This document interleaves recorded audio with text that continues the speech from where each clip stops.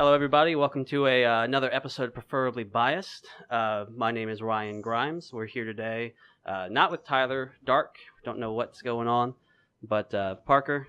We've got him as usual, and What's up? our new friend Megan Graves. Hi. She's an upcoming comic in the DC Baltimore scene and self-pronounced feminist. How you doing? How you doing, Megan? I'm good. How are you doing? Can't complain. Can I start off the show with a terrible joke Yes, I wrote yesterday? Yes, we should expect that. So, yesterday was International Women's Day, but I don't know any international women. Okay. Oh, Jesus Christ, Parker. I thought it was gonna be a lot worse. Oh. As in, like, offensive, not like it was a bad joke, Parker. Don't Straight up, it right? was a bad. Yeah, joke. don't, I thought it was gonna be. Don't let her give you false hope there. Let me be clear. There's this there's one thing before we start any of the articles or any conversations. I just want to bring up something. Me and Parker were drinking last week. He was down here in Salisbury, and we were talking about competition and like other businesses. And Parker, I found a competitor to Grubhub. It's called Dine and Dash, and I mean, huh? DoorDash? Yeah, that's what it is. DoorDash. Dine and Dash is when you leave without paying something, isn't it? Yeah, I thought that was a joke for a second. Like, no. I just don't speak right. So I've come up with. Let me know what you guys think of this business plan. So I'm gonna do Grubhub, but for like lonely people. So the plan is I go get the food, bring it to them, and then for an extra fee, I'll sit down, have a discussion, and eat the food with them. I don't think anyone wants to talk politics with you while they're eating Chipotle. But that's just me. That's just me, Ryan. They can talk about whatever they want. You know, they're like 4 different services that all do what Grubhub does, right? I know of 3. There's Uber Eats. There's DoorDash. Postmates. There was Order Up in Towson, and then Grubhub bought it. Yup. But do they help you emotionally? I'd say so. Okay, never mind. My goal's done. Sometimes I'm having a bad day and I'll get 3 pizzas and I'll eat them all by myself and feel a lot better afterwards. Well, if your service went for all of them, you could order something from each company and then you would have a party. You wouldn't just have one person there with you. You'd have like 4 people there with you. Yeah, but really lonely people are typically that lonely because they're so anxious to be around other people, right? So you don't want to overwhelm them with all this party going on around them. I guess. I'm just thinking, there's lonely because nobody wants to hang out with you too. True. And we'd have to have all male drivers due to the risk of murder. That's my kind of party. Don't put that as the tagline. No, we're not gonna do that. I'm just saying I don't want to pay for the extra security because before the podcast, Megan was talking about with Tinder, every single Tinder or like anything like that, she's got the risk of getting murdered each time. So I figured it would go into this as well. Just expect that I'm gonna get murdered every time, and then you're not disappointed when it happens and you get murdered. You're just like, well, we knew this day would come. Honest question, Megan. What are you more afraid of? Murder or really awkward conversation? Really awkward conversation. Just kill me instead. What's the because I know mine. What's the most awkward conversation you two have had on a date? Oh. We'll go with Megan first and then. That's a good question. That's I had somebody tell me that I looked like their ex-girlfriend. Oh, that's and show me a picture of her. To be fair, I looked like her, but seemed not uncomfy. Like a good strategy on the first date. No. Oh, here's my kitten. I went on a double date one time as a first date, and this guy was like talking to me about how he like fucked the girl that was like 2 feet away from me that I just met, and that was like really awkward. I didn't really know what to do in that social situation. Jesus Christ. I feel like kindergarten did not prepare me for a situation like that. my social skills were not built up at an early enough level. I can't adapt. I just okay, it's cool. We'll just jump into everything right now. So, what do we want to talk about first? Let's see. I guess we'll just jump into the abortion debate. That's the first thing on the little thing. I know that's real. Jumping right slick. in. Dude, no lube, just straight in. Yeah, just going in because I didn't know the other things. All the other. Okay, cool. We'll start with this instead. Washington State is trying to separate from one another. Did you guys read the article on that? Yes. Okay. Yeah. So basically, for anyone watching, here's the concept going on. The East Washington and West Washington are both politically differing from each other, and there's a lot more of a voting population on the west side. So their state typically goes for that block of the population legislatively, and the people that live in the rural areas are sitting there going, "Hey, this is bullshit. We want to become a different state so we can have better representation under everything that we have here." And the West's argument against that is, how about you guys eat a dick? That's pretty much what they're saying. But what's your guys' thoughts on that state actually building part? Should they be allowed to do that, or should they just kind of suck it up? Because I think it leads to inevitable violence in the future, not allowing this to happen. I don't think there's going to be a civil war in Washington, A. B, it's never going to happen. Like, you need a constitutional... You need a lot of... I forget what it is. Isn't it like 2/3 of Congress in like all of the states No, to ratify a new state? The law would be this: you can secede from your state, but the 2/3 need to ratify the state so it would be actual part of the union. So if you separated from another state and they didn't ratify you, you would now just be your own little country. No, you can't do that. You can't just secede Yeah, from the United States. That's not... I don't know a lot about law, but I know you can't do that because I know Texas can't do that. What do you mean? And if Texas can't do that... Nobody can do it. No, yeah. Wait, so what you're saying right now is that you can't secede at all without the other states allowing you to secede? That's not how it goes. Then, I mean, what's the point of seceding? Completely then? how it goes. There was a war about it a little bit ago. A war had a little bit to do with slavery. No, it was mostly about slavery, but it also was about seceding from the Union and whether you're allowed to do that. And I think the answer they came up with was, you're not. Okay, that's a very broad way to speak about that. But anyway, unless Eastern Washington has like a really good army or something. I mean, after the Civil War, that happened. I mean, Virginia's broken up twice. Virginia's broken up into West Virginia and Tennessee. West Virginia, I thought, broke up before the war because they wanted to be on different sides of the war. Okay, actually, no, you're right about that one. But I know Tennessee was after.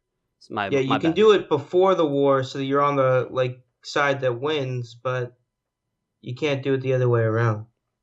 Oh, okay. Well, fuck. I mean, if they're allowed to be a state, Puerto Rico could just become a state with 2/3 of the Union, 2/3 of Congress. What do you mean? Saying it's true. Well, that's how that works. They'd be adding them in. Yeah, I don't think that's going to happen anytime soon either. No. They've been trying to do this for like 50 years. I don't think it's going to be happening either. I just don't see it going very well with all those people. I mean, when you're stuck in that one little area and you're getting no representation and everything that you vote for never goes through, I mean, I can only imagine that eventually it's not going to go too well for the people in that area. There's going to be some sort of... You mean like Puerto Rico? No. Is there like another solution that can be like reached other than like nothing happens or brand new state? Like, I feel like that's a 0 to 100.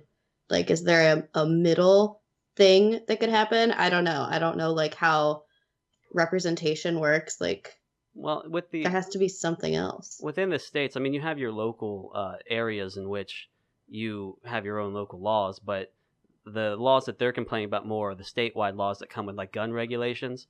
So when it comes to that, and you have more legislators on the one side versus for like limiting your gun rights, then that's a little different. I'm not sure what the thing would be. Side note, they want to change the state, like the state that would become the new state. They want to make it the state of liberty, which I automatically kind of, now I'm against them because it's so corny.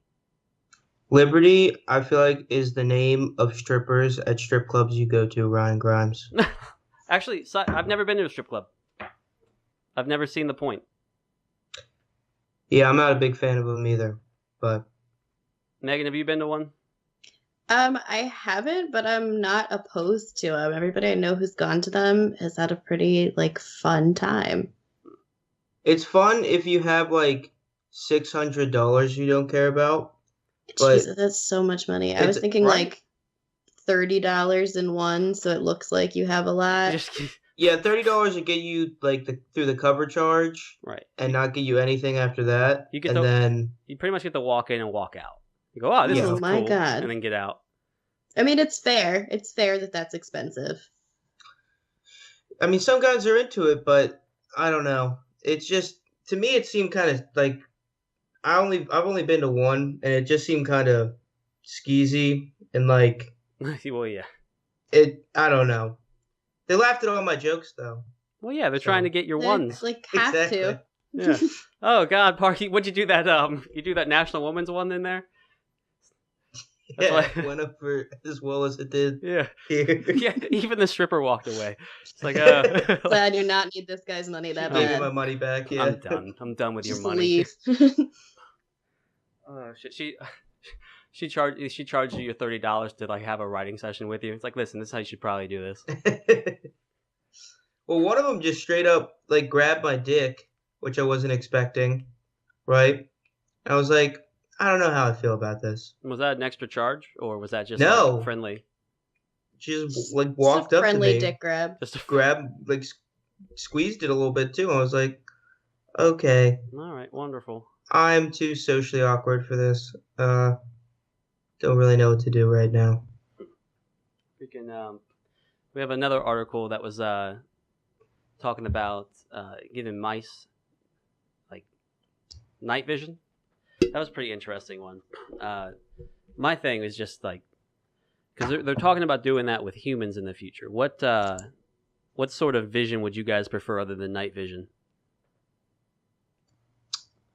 I don't really know. I mean, they can't give you night vision. They can give you infrared vision. That's what it was about. Right. Like they couldn't even give you low wave infrared, so you can't even see heat super well. And they said you needed infrared lights, so it wouldn't be like all the lights in your house are off. So they basically did nothing. But yeah, I don't know. I don't know what ultraviolet light would look like.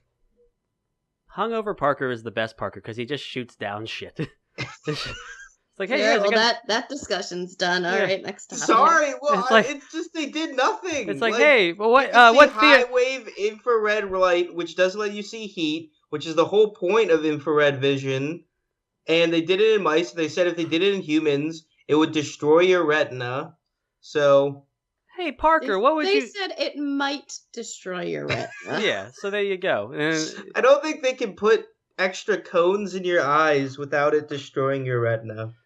I'm not a science guy, but I'm pretty sure they can't do that yet. Hey, Parker, what theoretical vision would you like to have if they could possibly do it? Well, they can't fucking do it, so there you go. If they could do low-level infrared and I could turn it off and on, that would be pretty sick. I would go with X-ray vision, just because. Yeah. Oh, that would be the shit. I always think I have cancer, so there are no X-rays. What? X-rays. Oh, here we go again, shooting down my dreams, Parker. To see them. I would want X-ray vision that I could use, like, to see through buildings and stuff. Like, I'd just be really nosy. I'd just watch. You'd have to carry around a gigantic X-ray machine that Parker, emitted this X-rays isn't how this is working. Here, have X-ray vision. Let me you just work go in the medical field, Ryan. Let me be How do Parker. you not know this? Let me be Parker real quick now. It's like, oh yeah, I want my X-ray vision so I can see if I have cancer. It's like, well, the X-rays are gonna give you cancer. You son of a bitch, Parker. There aren't a lot of X-rays flying around. You turn on your X-ray vision and you'd see nothing. Is this Fantasyland podcast? Oh, we on Fantasyland? Oh, okay, yeah. I'd like to have I'd love to have radio vision so I can hear the radio while I'm, all the time. Yeah. Oh. What if I told you that your wildest fantasy could come true? Yeah, Parker. Radio vision. You have a phone, right? There you go. But no. Cool article. Come back in 10 years when it's actually something. Oh shit. Okay. So... No, low level infrared would be cool. Because everything with heat gives off infrared radiation. So you could actually see cool stuff with low level infrared vision. I still like X-ray. I vote for X-ray vision. Bam! Being blind. 2-1. Have fun being blind, you son of a bitch. Okay, so a couple of topics. We'll jump into this. Megan was talking to me a few weeks ago before we knew she was going to come on. Is talking about how she was a feminist, but she's more of a white feminist? You're talking about white feminism? Intersectional feminist, which is different than white feminist. Nice. No one should proudly be like, I'm a white feminist. All right, so it's good to have you on, Megan. My understanding of intersectional feminism, and please correct me when I'm wrong, is that it focuses on like different people having unique disadvantages. For instance, a black woman would have different disadvantages than just a black person or a woman. Is that correct? Yeah, so it's the intersections of oppression in our country. So it's like how they kind of layer on and make more unique experiences, and how they can be like, when I describe intersectional feminism, I talk about how it's the focus on the fact that not all women are equal to each other. So taking feminism, women to be equal to men and all that, but there's so much inequality within women as a whole. Sorry, continue. No, I didn't mean to interrupt you. No, you're good. You're good. What do you see as the biggest or most important to you, like, difference between things in women? What do you mean? You mean like intersectional, like the difference between white women and what's black women or whatever? What's the biggest one that you see between, like, take two different women, if you can, and what's the biggest inequality? It's hard to say what's the biggest one because they're all huge. I mean, race is a big one, sexuality, age, religion, like it's all of them. How's age? What? Age? Like, how's that one work out? Wouldn't that just mean like the older you are, the more likely you are to like have a higher paying job because you've been working longer and had experience? I'm not sure what. I mean, that would be awesome, but age, like in Hollywood, you see a lot of ageism. Oh, okay. Like older women do not get the same positions and roles that younger women. There's not as many opportunities. And there's, older women in our society are kind of not taken as seriously. Once you are not like young and hot anymore, society doesn't want you. Well, I mean, I think doesn't that go with men as well? I mean, if you're gonna try to get some guy to play like a young role, like if you get the next Fast and Furious, I don't know why I don't watch that. I don't know why I picked that as the thing. But if you got you need to get a young guy for the Fast and Furious movie, and some 60-year-old or 40-year-old comes and does the part, he's not gonna get it either. That doesn't really mean. But there are a lot of roles for older men. Like there are a lot of roles for like George Clooney is still doing his thing. Gotcha. Whereas the example they always give is George Clooney keeps getting older, but his co-actresses stay the same age, right? Yeah. Yeah. Not trying to talk for you, Megan, too, but no, that's an awesome example because the roles are there for older men. They're not there for older women. Like once you hit 30, Hollywood's like, I guess you can be like a crazy cat lady or something. I don't know. And what? Or you can be a witch. You're always allowed to play a witch. Mm-hmm. That's the one.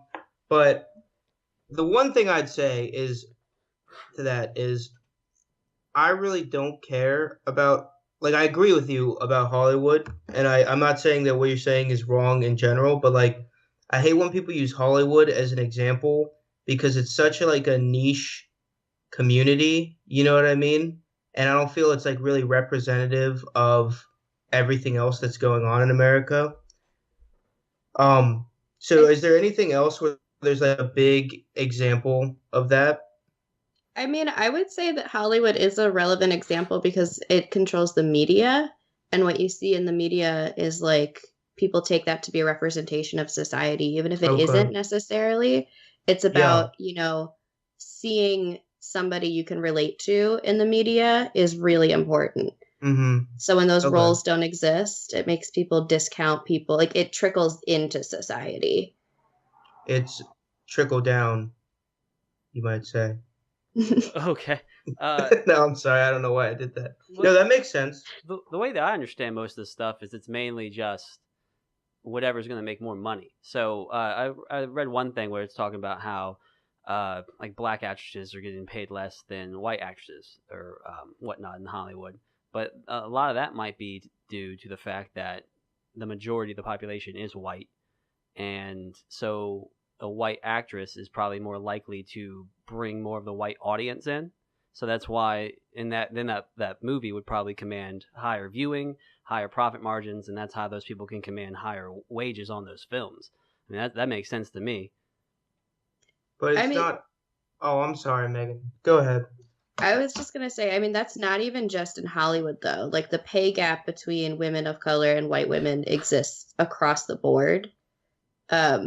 So I don't. But that pay gap exists too for like men of color too. It does. It does. Like I could even argue that being a black man in America is like it's incredibly dangerous. First of all, yeah, there are a lot of problems, right? And it's hard to like tally them up all against each other, you know? Like saying one is worse than the other. Well, that's where the intersectional aspect comes in. It's not necessarily like, well, this person has it worse because of this. It's just acknowledging that when you start layering on these different oppressions, it gets more complex. Like the issues that person faces becomes more, they're more difficult to, come right out and say. Like we can say like, the biggest thing is like the pay gap between men and women. But then when you start getting into like the pay gap amongst men and amongst women, and then it's hard to compare them and say, well, these challenges are worse than these challenges. Let's talk about the pay gap between men and women real quick. So what is your understanding of the pay gap in men and women? I just want to know, explain that situation to me real quick, because we might have a different understanding of it. The pay gap between, everybody knows, like, I think it's like 80 cents on the dollar or something now, but I've read more into it, and it comes from things where they did a study, Sheryl Sandberg, I think, did a study, and it was oh shit, hold on, she has sources. God damn it, Ryan. God damn it. I got We've sources never in had my head sources too, on this Paka. show before. We just talk out of our ass. Sorry, go ahead, Meg. We're gonna get smoked. She has a book called Lean In, and it's about, women statistically, like when they graduate college, it's something, I don't know this percentage, but it's like around 5 to 10% of women will ask for a higher salary than what is given to them, as opposed to like 50% of men. Exactly. Okay. And that comes down to like, why are women not being taught to ask for this more? Or something like in a board meeting, men are more inclined to just like sit down at the table. And that's her biggest thing, is like, sit down yourself, because women are like, I'll stand in the back, or I won't attend this meeting unless I'm specifically invited to. And it's a whole mindset where women are told to like kind of be withheld, not to argue for more money. And that leads to a pay gap where women aren't asking for the money, and they're also not being offered the same amount of money. It's not just that they're not being offered the same amount of money, which I think people focus on.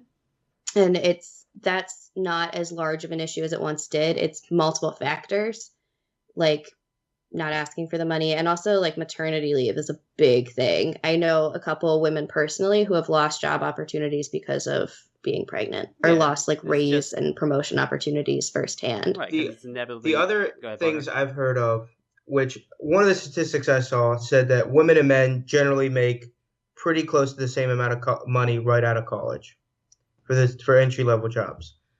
But the other problem is that women also tend, partially because of they're expected to take on more childcare tasks, is that they take more flexible hours, so they can work. They aren't willing to work, even if it's the same number of hours, the same like rigorous set hours that men are willing to take, because women also have to take care of kids a lot of the time. Well, also the like the 80 cents on the dollar figure that you're talking about, that's based on just mean income of like all men's wages and all women's wages. That's not like comparing a man doctor to a woman doctor. It doesn't account for, it doesn't take men, like lawyers at the same firm, men and women that work the same hours. Yeah. It takes just lawyers across the board and compares men versus women for them. Yeah. Right. That's why I was kind of like, everybody knows that figure, and I don't stand behind that one as much as I stand behind like the specifics of like smaller things, like asking for the money, asking for a raise, asking for a promotion, or being flat out denied promotions because of like pregnancy. Right. And I've also heard a couple people firsthand. I knew this one woman who was a business owner, and she told me, she's like, I am actually less inclined to hire a woman because I don't want to deal with maternity leave. Well, the solution to that I've heard, that I would love to hear your take, because I've never heard a feminist agree with this, but is to require male paternity leave as well. Oh, I'm all for paternity leave. 2 of you had the baby. Megan, I knew I liked you. Okay. All right. Hell cool. Yeah, you both had the baby. Why? Yeah. So wait. But it's hard to get women to give, or not women, it's hard to get, from my understanding, maybe you tell me I'm completely wrong if I'm wrong, but it seems like it's hard to get feminists to give more benefits to men. You know what I mean? Or do you think most feminists would agree with paternity leave as well? I really feel as if like the feminists who run in a higher power are less likely to do that because they're kind of like the crazier ones. But when you talk to someone who's not like super like running shit, like a regular feminist just on the streets, they're more susceptible to doing stuff like that, like Megan was just saying. Like I feel like people who try to get higher up in these organizations, they're people who are going for power, and they kind of change the way that we perceive all the regular people walking around to think that we're thinking that they're thinking like them.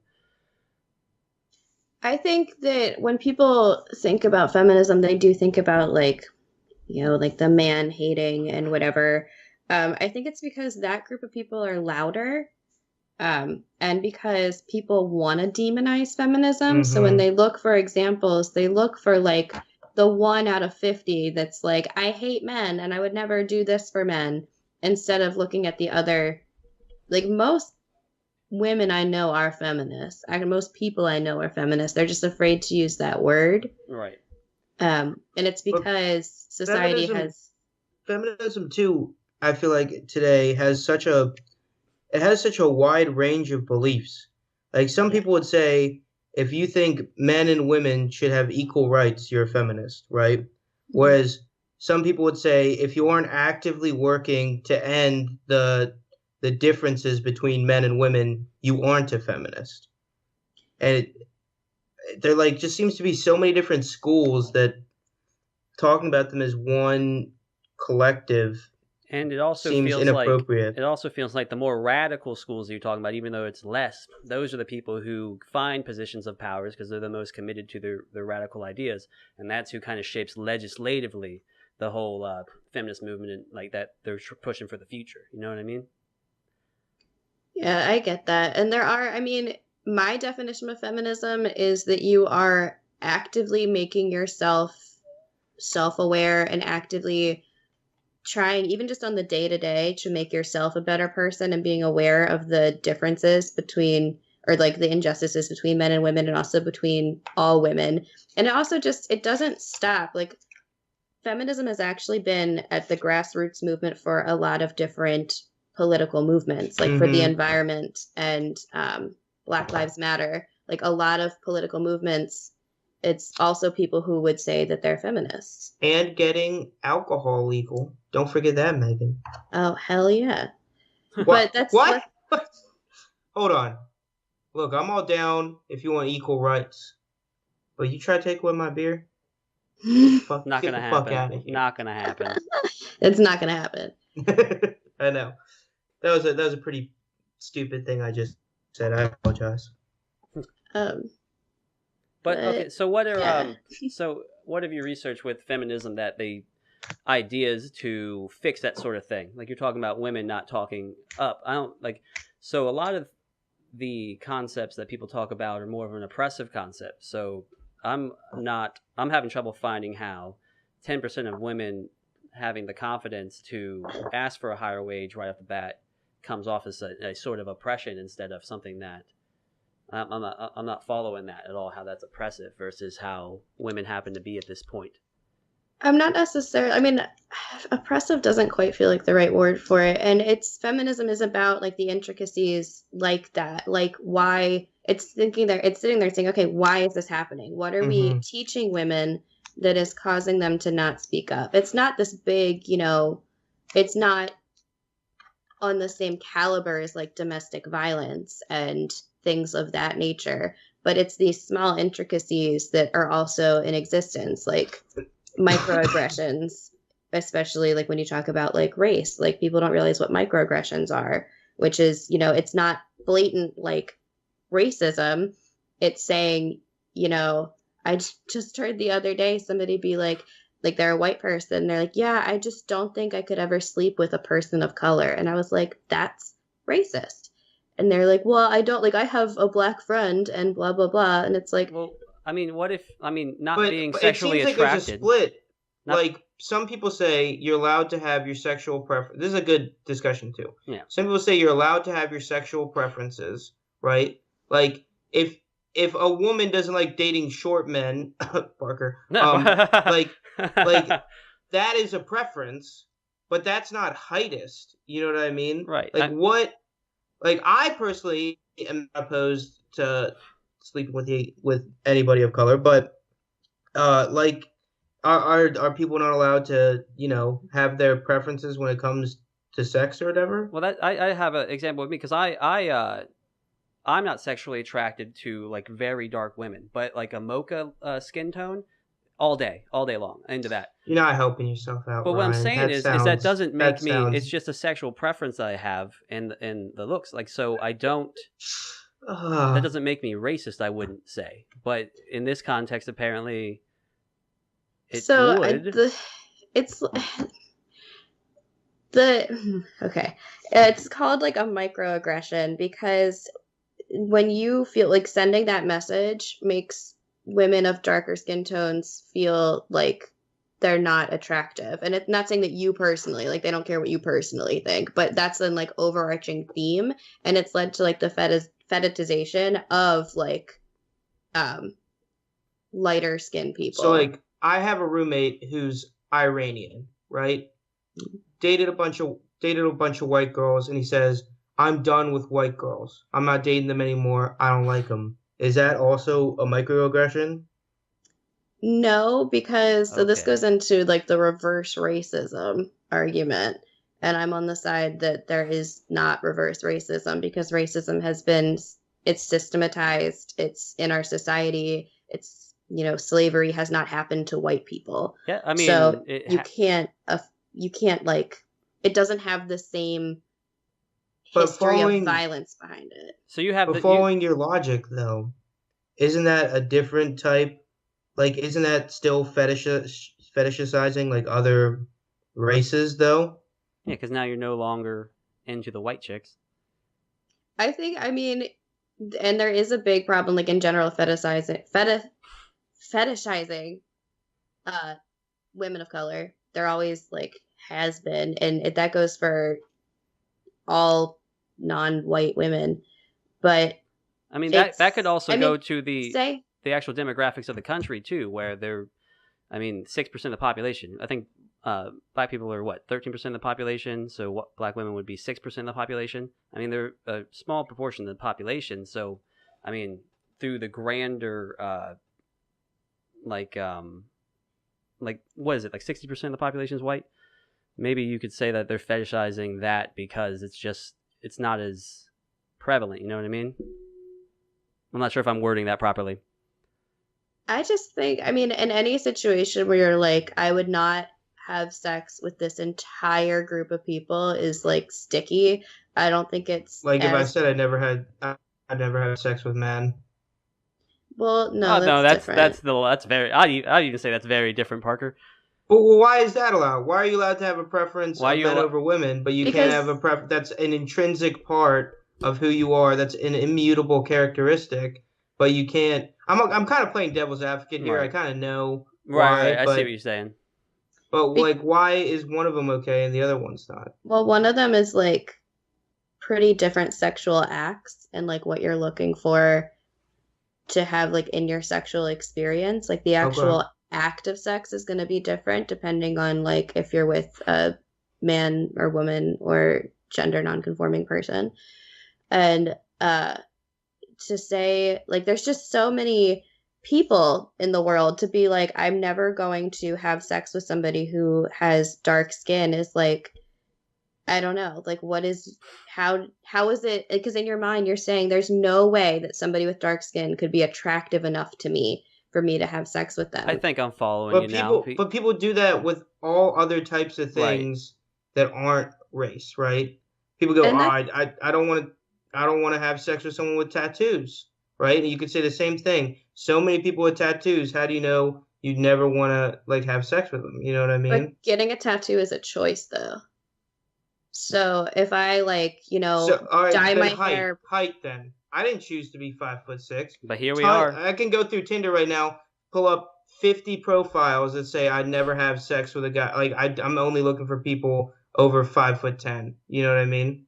Height for me falls in kind of a subcategory. It is a little fucked up the way that people talk about height, and I think it's comparable to the way that people talk about weight when they're looking for partners. Well, I don't really consider that a problem at all. Weight's a changeable characteristic for 90% of the population. It's still it's still not nice. Well, yeah, it's not nice, but you can't force someone to be attractive. There's people who have fetishes for bigger women, but you can't force somebody who's not into that to be into that. You can't.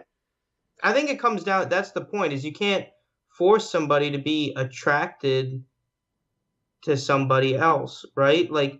Attraction to people is an incredibly complex thing that probably has a lot to do with both nature and nurture as you're developing. It's hard to call someone racist just because, I don't know, you don't know why, right? It could be that they're racist, but it could just be that that's how they developed as a person, you know? But yeah. I'm wondering, why would that be the way that you develop that an entire demographic of people is seen as not attractive because of the color of their skin? Because to me, there's no way that there's not at least a little bit of racism at work there. Whether I'm not saying it's conscious. So I think people that go back to the same example, people that don't don't want to have sex with short guys, then hate short guys to a degree as an entire subsection of people. Yeah, that's probably social as well. Even on top of, we were talking about this last week, Parker, taller people get paid more, right? They get paid more. So there's a social concept there going with that as well. I'm not saying it's to the same degree as race. Right. I'm not saying they're equal at any point. It just seems like you can say that people have so many preferences about so many different things that aren't choosable, right? I don't want somebody I'm sorry, I probably don't want to date somebody that has third-degree burns over their entire body and looks like Deadpool, right? They may not have chosen that, but that doesn't mean I hate people with third-degree burns all over their body. Mm-hmm. It doesn't, but it's saying that there's an inherent unattractiveness And when you're talking about an entire race of people and saying there's an inherent unattractiveness But it's about an inherent unattractiveness to you specifically. Like it's just something. Yo. It's not. Well, yeah. It's not saying that these people are lesser than you. It's just I happen to not be.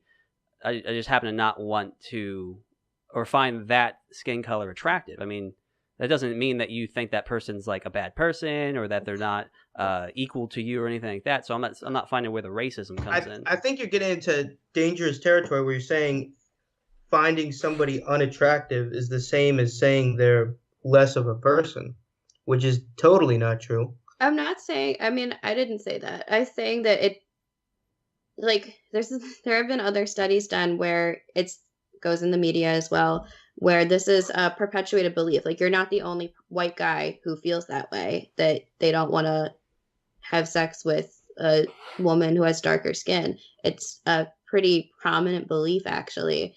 And it leaks into the media where I don't feel that way, by the way. I don't know if you're talking to Ryan, but I definitely. Well, yeah. also, talking. Since we've been talking more, I actually would like to change mine because I just don't prefer it.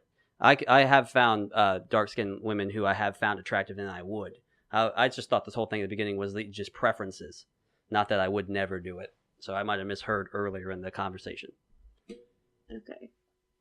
But there's like there's so many people that have that belief that it's causing women who have darker skin to feel that way about themselves. Like it leads to them feeling like their skin is unattractive. And so on an individual level, it's not horrible, but when you group millions of people that all share the same belief, it starts to have a real impact in society. Yes. Okay. That makes sense. I can agree with that. I just don't know how you fix that. By doing self-analyzation, saying, why is it that this is not my preference? Like, what about it? But what if you have like a positive preference, right?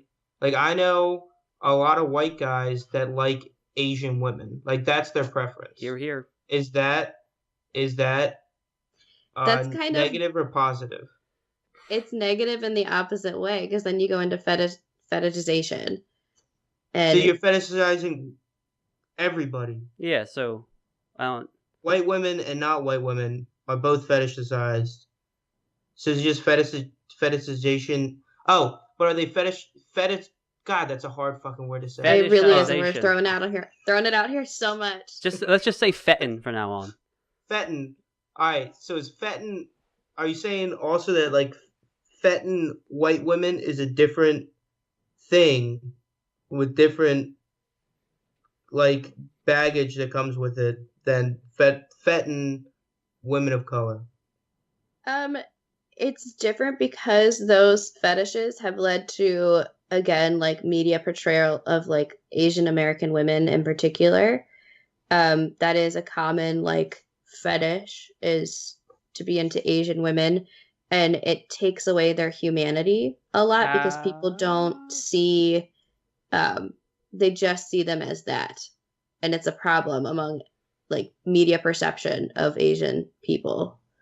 And it all ties back into media because it's representation. So the belief, like the fetish of being into Asian women is very common. Mm-hmm. And it's portrayed a lot in the media, which makes it feel like it's fine, but it leads to people not taking that group of people as seriously because they see them more as a sexual object, which this is where the intersectionality comes in, because women as a whole experience this, being seen as sexual objects and not being taken as seriously. But that's when you start layering race into it. There's other intrinsic. Nope, it's not going to happen. I'm not going to find that word. So, do you feel as if do you feel as if how time has gone by and we've had these sort of discussions that this is sort of a natural thing that slowly goes away while as people interact with one another in like the multicultural world that we live in today? Because back in the day, I mean, obviously the feminist movement has pushed this a little bit as well, but a lot of people, when it comes to this and talking bad about feminists, is the legislative portion of it. So when we're going to sit here and talk about this stuff and talk about like, hey, do your own mental look into why you feel this way, there's other people going in and trying to mandate things, even like you mentioned earlier with like maternity leave on businesses, and just for an example. And that, I think that's where people typically have the biggest problem with the feminist movement, is the sort of not letting these things happen naturally, but pushing them and trying to legislate them. Because I think once you try to legislate them, it actually is does the opposite effect. When you're trying to force people to feel a way, they're going to fight back and not want to feel that way. I think you need both. I mean, you do need people to push for legislation because there are still issues that require it. Maryland just passed recently a law saying that if a woman is raped and she has a child, she does not have to give any parental rights to her rapist. It was up until recently that she did, or she at least had to go to court about it. So there is a need for legislation in the feminist world, but there also is an even, I don't even say bigger, but there's another need for that self-analysis, for people to say, like, to look at a belief that you have or think about something, be like, is this, why do I feel this way? And is this a right way to be feeling? Is this something that I've been taught through society? And can I unlearn this? Like, being a feminist is a lot of unlearning. Like, being a white person is a lot of unlearning. That's true. Because I completely agree with that.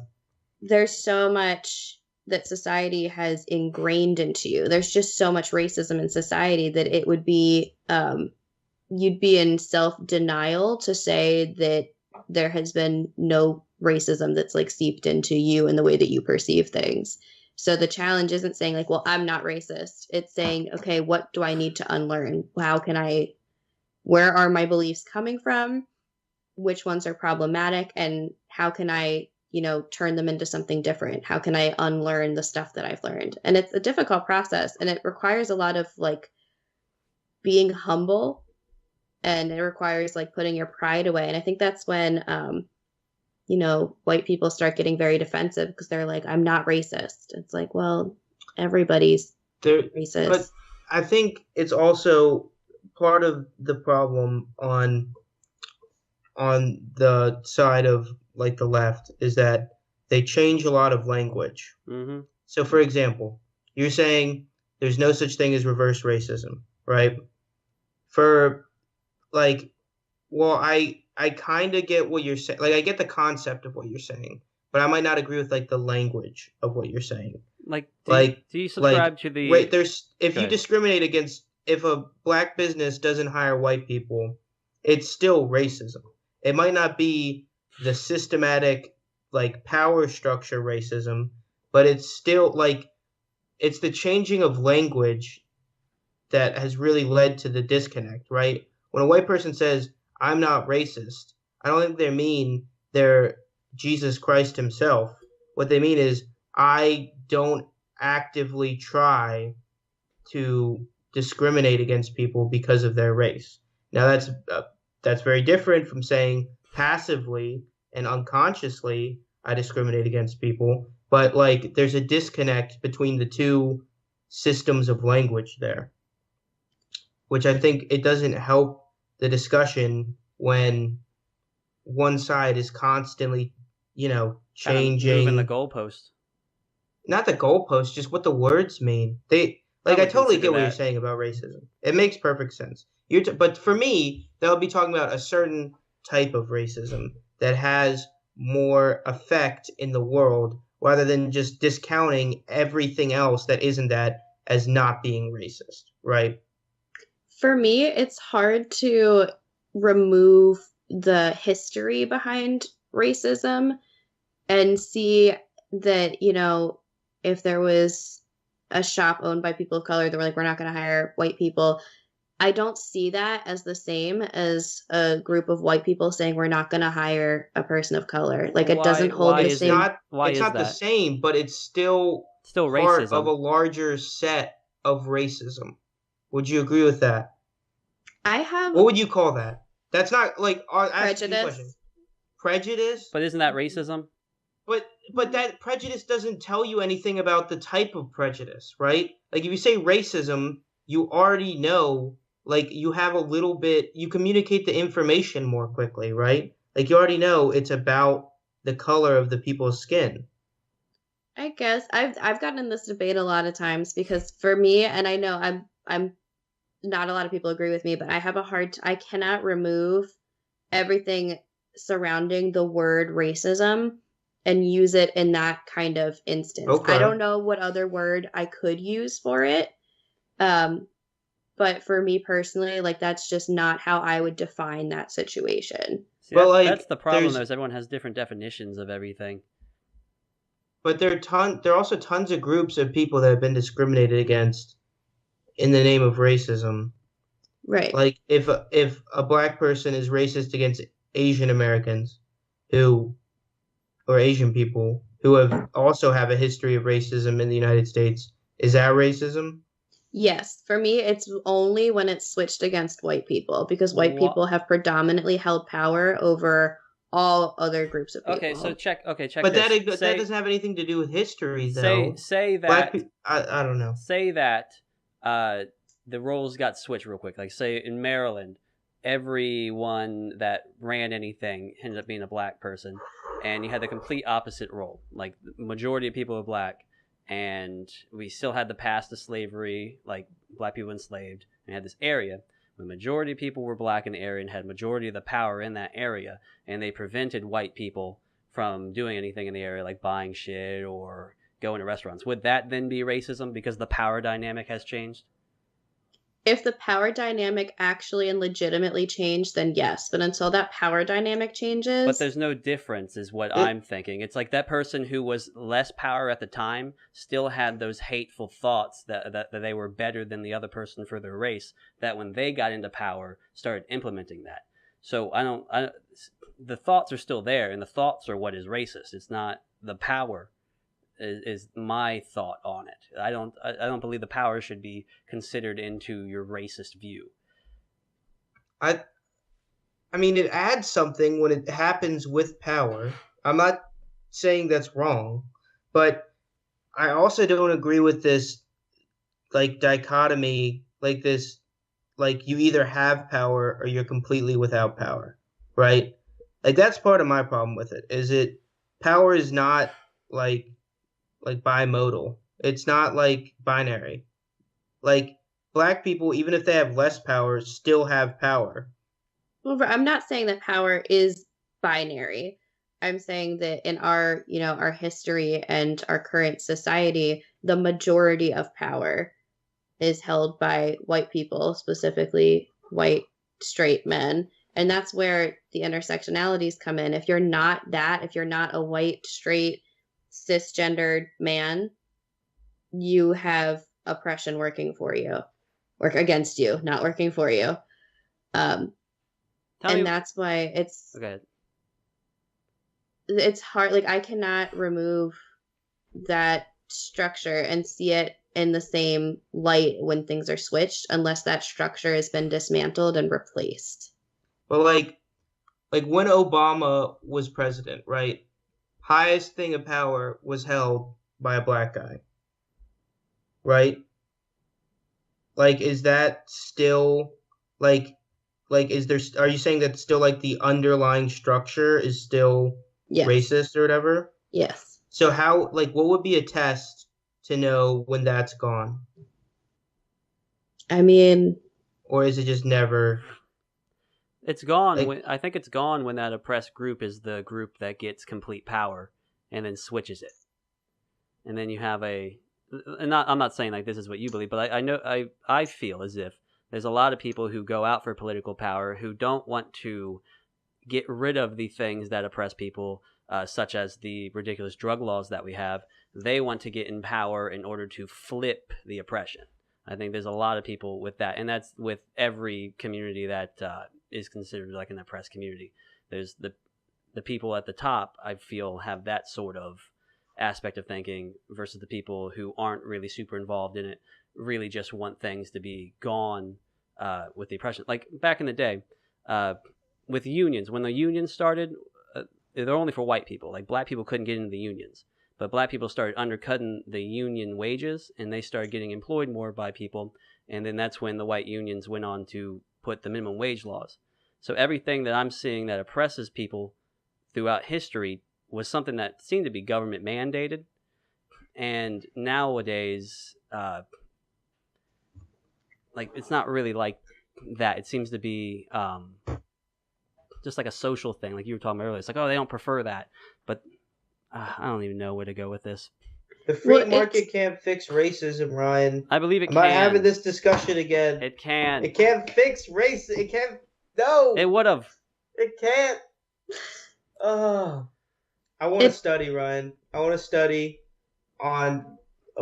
This is why you need your South American country. I've said it a million times. This is my belief. I believe if the government never got involved in any of that shit back in the day, black people and white people would have been working together way more for generations now.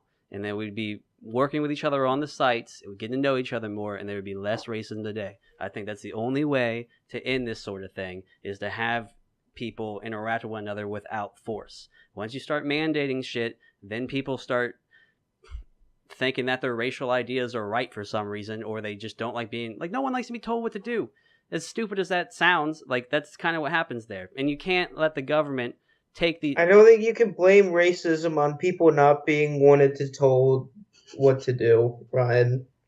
Come on, man. Okay, I'm not wording it properly, but what I'm saying is, those racist people back in the day, there would have been people in that white union that when they were working with black people would have learned that black people weren't like a terrible people, and they would have been less racist throughout their life. Now they're just sitting there with all white people around, not connecting with these other communities because the laws were made that prevented the black people from being hired there, and that's what kept the racism at the higher level than it was. You know what I'm saying? Does that make sense? I think you need to start movement about the intersection of government regulation and racism. Can that be a part of intersectional feminism? It should be. So that actually is a thing. Eat a dick, Parker. Eat a dick. So, no, it actually is, but it's one of the biggest examples is redlining in Baltimore City. Oh, right. Yeah. So there is a lot of... No one thinks redlining was good. Right, but that was done by the government too. Right, but the government did that. Exactly. So they did do that, yeah. There's so much information and research about how the government has perpetuated racism. Exactly. Yeah, I agree. I think I totally agree that, like... Oh, now you agree, Parker. No, I have. Dude. I was just saying the same thing, guy. Huh? I was just saying the same thing. You're saying the free market would have solved racism. That's different. No, it's not. If you don't redline people in those areas, the free market would have worked to where people would be more... Racism would have been less, but it wouldn't have gone away. I'm not saying that the free market... Exactly, that's what I'm saying. I'm saying eventually it goes away as long as you're not messing with people's... unless you're not forcing things like that. Yeah, I also don't agree with the eventually it goes away either. There's a good Martin Luther King quote about that. Oh shit, he's Googling. Yeah, I hear the typing. But I'm not saying it eventually goes. There's always going to be some sort of racism, but the racism is really bad when the government can implement it. You know what I mean? Like, that's when it's really bad. It's when the government has the power of the people to implement that racism that other people hold. If they don't have that power, then what the hell is that racist going to do to you? It's true. True. And I think that's what's happened throughout history, is that the government's had too much power. I might be wrong. Can you give the gist of the quote? It's basically like, you can't ask a slave to wait for freedom. That's like the gist of it. Like, it's unethical. You know what I mean? Right. So I don't agree with the eventually part. It's so much beyond a point of just being a governmental thing. Like, it is very social. Mm-hmm. It is ingrained socially into our society that it would take so much to dismantle and change racism as a whole. So it's not going to just eventually go away. It would take a lot of widespread self-analysis and pushing for, different laws and addressing different issues. Like, it would take it's not just going to happen on its own. But there you go. Like, even though we agreed that the with the government implementing certain laws that kept black people down in the past, and how that kept this racism probably going a lot higher of a level for a longer time, has prevented people from talking to each other. Here you are talking about like different laws to make to somehow speed up the anti-racism. I don't really know how. I mean, there has to be legislation out there to like anti-discrimination laws. You mean, or I'm particularly thinking about police brutality. Like, oh, okay. That's we'd agree on that 100%. We all agree that there needs to be huge, like, reform in the legal system, especially when it comes to race. Like, that's a fucking statistically provable no-brainer, to me at least. Yeah, I'm for decriminalizing all drugs, if not legalizing all drugs. And I think that ends a lot of problems. Like, I think cartels, like this whole border situation everyone's keep talking about with cartels and stuff, I think it cuts down on that. It cuts down on the gang violence that we see in like Chicago and in the black community specifically. And it would cut down on the amount of interactions cops would have in those communities. So it would get rid of that problem as well. But everyone seems to want to just keep these terrible laws going on because they're afraid of like their uncle doing cocaine and getting addicted. But he's going to do it anyway. Oh, yeah. I'm for drug legalization and like safe drug use spaces. I'm for all of that stuff. I don't think you're helping anybody by punishing them for addiction. So I think there needs to be bigger reform than that. Like, that's one of my biggest things is I totally believe there needs to be action taken to reduce especially racial inequality. But the other problem is just getting rid of all drug laws does help, but there's a huge problem with like violence discrepancy, especially between white men and black men. Like, they're the victims of violence way more. Who? Black men? Yeah. But that's mainly due to the gang violence from the drug war. Yeah, I mean, we're getting past the point of like provability though, and getting into speculation. What do you mean? You know what I mean? You can't just say that all the violence would immediately, I'm not saying it would immediately, but I'm saying that people react to incentives. If it's no longer illegal for all that to happen, I mean, I'm sure it won't, like, immediately it won't happen, but like I'm saying, down the line, these gangs would start to disperse, or they'd go into crazy shit. Like, what else is illegal? Like, if you... Like gambling. Gambling's legal now. Crazy shit. Yeah. Like, that's what the mafia did. Like, if you made this little teacup illegal... It's what every other organized crime... If you made this little teacup that I have illegal, and somebody wanted it, there would be a black market and people killing each other to sell this little teacup around. But that's... There's still tons of methods for profit for organized crime, even you get rid of the drug trade. I don't agree that it would completely go away. I think the biggest thing that legalization of drugs would do would get people who are massively incarcerated out of jail. I think that's the biggest benefit, and to get people who are doing like 20 to life for like a little bit of weed. Mm-hmm. Yeah, oh yeah, completely. But then we're talking about like my point I had earlier is with the oppression of the things that we consider oppression. That is government overreach again. Those laws. What do you mean? Those laws are government overreach. Those laws shouldn't even exist. The government shouldn't even be enforcing laws like that. That's just like with the union things back in the day, and the other point that you brought up on top of it that Parker agreed with. Well, it's also just racism too. Exactly. They made marijuana legal because they want to be racist against Mexican people. But that's my point though. That's in some Nixon biography too. I'm not making that up. Because Megan, she was talking about the social racism and how that affects people. I don't think that affects people as much as the actual government power from that socialness that comes in. And you implement those laws, and that starts fucking over these other communities that they want to fuck over. And that's the only reason that racism affects people. I think the biggest problem is economic. I think it's... Like, I don't think you can divorce crime and discrimination from having less money. I think they go hand in hand, and the biggest way to solve racial inequality is to have uh, more equal economic opportunities. But that's just me. I mean, for sure, because if you have enough money, nothing's illegal. Like, if you have enough money, you can pay your way out of everything. Like, do whatever you want. You just Or pay for not. it. Like, I'm totally for criminal justice reform and all the stuff you guys are talking about.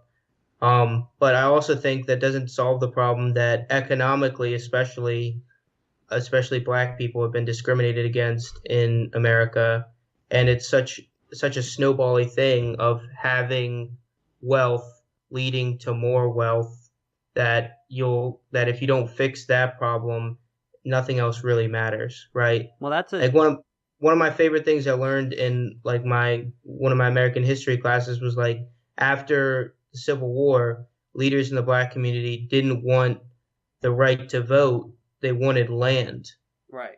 right? Like they didn't want democratic power, they wanted economic power because they understood that's where the real power is, you know? But that's also something that is that's a generational thing, or that's a thing that takes a lot of time. That's not something where, because I heard a lot of solutions to that is you give black businesses these subsidies. But if it's some person in the black community who's never run a business, no one in their family has ever run a business ever, and then they just start running this business, I mean, that's not, they're not, the majority of them are not going to be able to run that effectively. Uh, and and it affects them poorly that way as well, because that might go out of business then, and then they've lost everything, instead of just a slow like if we try to fast track things too much now. Like in the past, it would be government regulations to strategically oppress. Now it's government regulations to try to fast track shit, and they end up making things worse with the fast tracking because terrible things like that happen. Like Parker, we talked about this with the housing boom in 2007, when all the people in the poor communities started buying a bunch of houses because the government backed loans to the banks, and the banks started giving out all these risky loans, and they were even mandated to give out a certain amount of risky loans by the government because everyone wanted to fast track the poor communities into having houses after things like redlining. And then they were taking out all these loans, but they couldn't afford the loans. So the second the interest rates went up and the housing prices stopped going up, and people had to actually start paying off their they couldn't just sell their house if they defaulted and get a profit on it. All those people that bought that house they couldn't afford because the government was trying to help them out and get up there lost everything. I don't think that's completely true. Okay, go ahead. I don't think the government. I'm not completely read up on it, but I think the government was insuring loans more than mandating them being giving out. Especially, my understanding of the crisis wasn't that it was that banks saw they could make money off of riskier loans, not that they were trying to help poor people. It was both. I can bring up stuff. I actually wrote it down a little while ago, but I have to bring it up like next week for you. But there were there were physical mandates on the amount of these lower economic community loans that you had to give out to certain banks, because if you didn't do that, there were fines to your bank, and they actually had people that had to go out and look at the bank's sheets and be like, you don't have enough of these, so you pay this ridiculous. It was like 10 grand or more. These ridiculous fines were like a percentage of like how much money the bank had. And the banks were piece of shit too. The banks were piece of shit. Don't get me wrong. It's both that were bad. But the second that you got rid of the risk for giving out those riskier loans that were less likely to be paid back, then the banks as well were just like, fuck it, here you go, take it. And then they could sell it to the Fannie Mae and Freddie Mac or whatever the fuck it was. That was another government entity that would just buy those loans up constantly, which was another incentive to just keep doing this bad stuff. So I'm not seeing. I just don't think. I think it's more, especially economically, it's more about having education opportunities for African American people. I think that's the only real way. That's like a real thing we could do right now that could I'd agree with that. help lift them out of poverty. I don't know. I'm not like I haven't read too much into the economics of how to fix like racial inequality, but like that seems to be one of the only real solutions that I see. Like and helping out like black businesses. Like I know you said you didn't think it'd be a good idea, but I mean saying that a black business will fail like because it's mismanaged, like that's how everyone's first business goes, whether you're white or black, is you fail a couple times. Right, and then subsidizing you get that better business, at it. but subsidizing that also takes money away from every other aspect of the economy just to have this one business that is going to fail. So yeah, it's not free. It's highly inefficient. To fix it, but it probably deserves to be fixed. I'm not saying it's free. And also, you could make the argument, as Jordan Peterson does, who I'm not saying he's literally God, but I like some of his ideas. I'm not like some people. But he makes the argument that when you have more people participating from, like, there is a huge under participation rate for, not because of their fault, but just because of, like, historical racism of black people in the economy. And Jordan Peterson would argue when you have higher participation from different groups, you get the best of the best. And so there probably are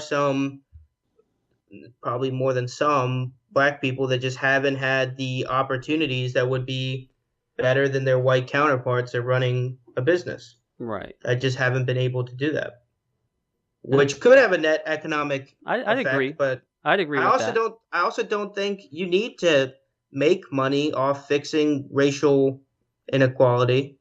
I think it probably does have some cost associated with it, but I think you need to do it.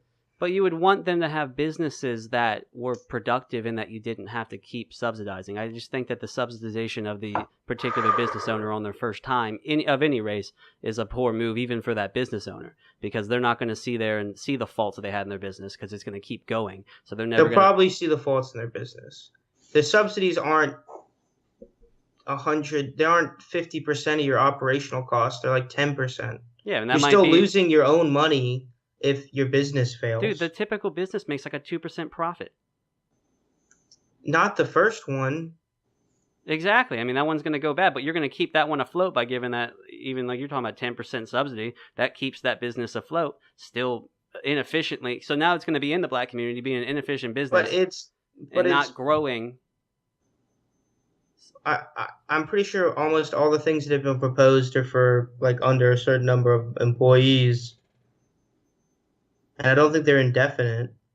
I think a lot of them are loans. Like, there are tons of loans I know at least for women starting businesses that aren't, they just have to pay back the loan. That's a different, wait, so they don't have to pay back the loan? They have to, it's a loan. Well, that's a completely different thing. That's even worse.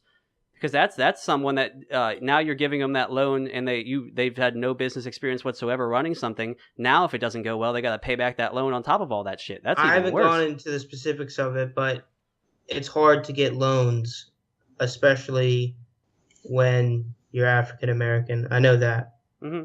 Okay, yeah. I mean, I wouldn't disagree with despite your, if you take a white guy with the same credentials and a black guy with the same credentials, it'll be harder for the black guy to get a loan from a bank. With the same credentials?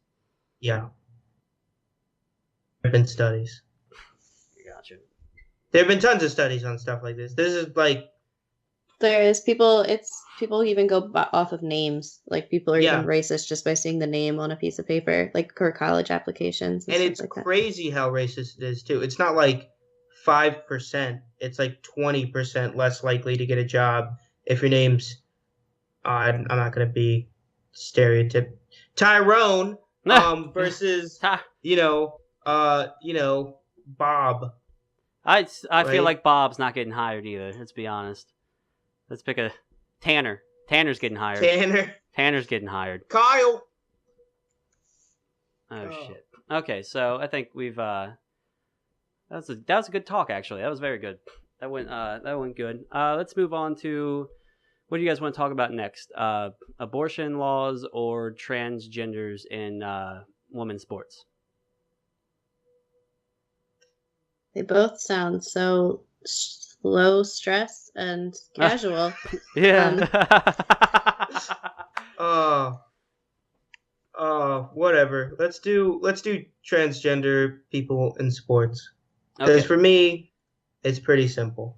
Yeah, I think you and me agree on it, Parker, right? Like, this is my thought, and I believe it's Parker's thought as well, Megan, is that I'm all for I don't want to misgender any transgender person. I want to be respectful and call them their pronoun. But the underlying biological reality of them being a biological man, I do not think they should be allowed to participate in the women's sports because of the advantage they have, especially in things like wrestling and fighting. Because then you're just going in there whipping up on a bunch of biological women, and it's not good for them.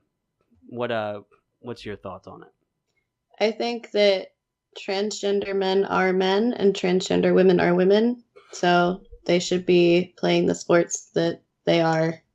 So I think transgender women should be playing women's sports, and I think transgendered men should be playing men's sports. And but I'm also for like co-ed sports being more of a thing in general.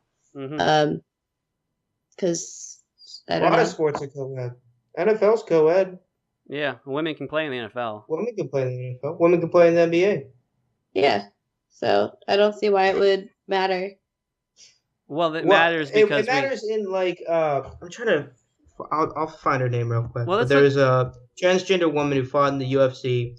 All the women that fought against her said she felt so much stronger than any other person they had fought. That she felt she was faster. The problem is that testosterone is a performance-enhancing drug, right? You take it all your life. It helps you gain muscle mass. It gives you a ton of athletic advantages. Your muscle inserts on your body as a man are better for performing athletic, which has to do with where your muscle attaches to the bone. Pretty sure, not a medicine guy.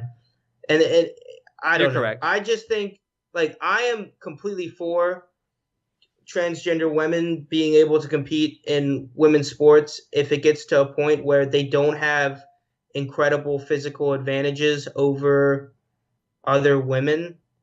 But it's just hard, like, especially in something like fighting where people do die from time to time, to say that it's safe for someone that's had testosterone in their body for most of their adult life and has built muscle mass is okay to like fight someone who hasn't had those same advantages. I think that if you are going to make a transgendered woman like play men's sports, like you are denying her womanhood. So I think like I don't know. I just what I said first is just how I feel about it. You know, if you're a transgendered woman, you just are a woman. So if you're going to play sports, you're going to play women's sports. So okay, let's start here. Do you believe that men and women have different natural strengths, like physically? Like, are men stronger than women typically? Right. Now, if someone is born a man and they transgender, they transfer into being a woman, right? The transgender woman. Now, we both agree that, like, okay, yeah, they're a woman.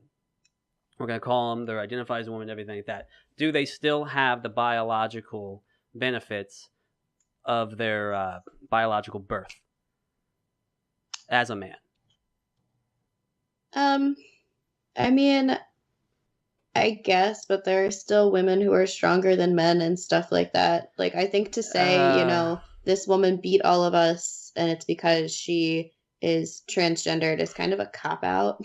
Well, even in track, like if you look at the top speeds in the Olympics for like the 100-meter dash, the top woman is a whole second behind the first place. Actually, yeah, behind the first place guy, and the top woman in all of Olympics all time doesn't even rank in the top 10 of men. Maybe not even as close to that. Like, it's not good. Like, there's an extreme advantage physically of being a man that you still carry over to these competitions against women when you're a transgender woman. I think it's extremely unfair, and we can see because they just keep winning like nonstop. But if you say that they have to play men's sports, you're denying them their womanhood. But you're also like, I don't think you can just blindly put your not to like, you can't put your head in the sand and say they don't have the bone structure of a man. There's no surgery you can do to redo your bone structure so your shoulders aren't wider, which physically provably makes your punch harder. I'm not saying I'm just saying it doesn't matter to me that if somebody's trans woman, they're a woman. Like, I'm very black and white about that. But all right, so it's not they're a woman except for when they're playing sports. Like, I don't agree with that. Part of the discrimination between men and women in sports for me is that they have different like physiologies. It's like weight classes in wrestling, right? Like, you don't put a guy that's 200 pounds against a guy that's 120 pounds because it's not about skill anymore. It's about who's bigger, right? And to me, it's still like I'm trying to put into words what I'm trying to say, but you're not allowing the people that were born biologically as women to express their skill to the same degree as women that were born biologically. Right. Like, because part of the problem is that Ryan got at is that transgender people are such a small percentage of the population, right? But there have been, I don't know statistics for it, but there have been tons of news stories about them succeeding incredibly in weightlifting, UFC, track, wrestling. And it just doesn't seem fair to the women to me. It's not about denying them who they are like as a person now. It's about who they were like then, and what chemicals they had going through their body. Yeah, because imagine okay, so this is basically a woman on steroids due to the testosterone that's there. So it's worse than that. Yeah, because their literal structure of their body is different. It's not just we're adding mass onto your body. We're saying we're literally going to make you a better animal.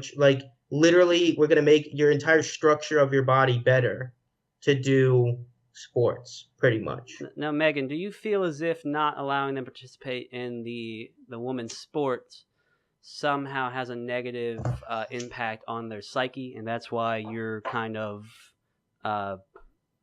not and that's why you hold the opinion that you have? Like, what's the underlying? Because you just kind of said that it's just black and white. This is what it is.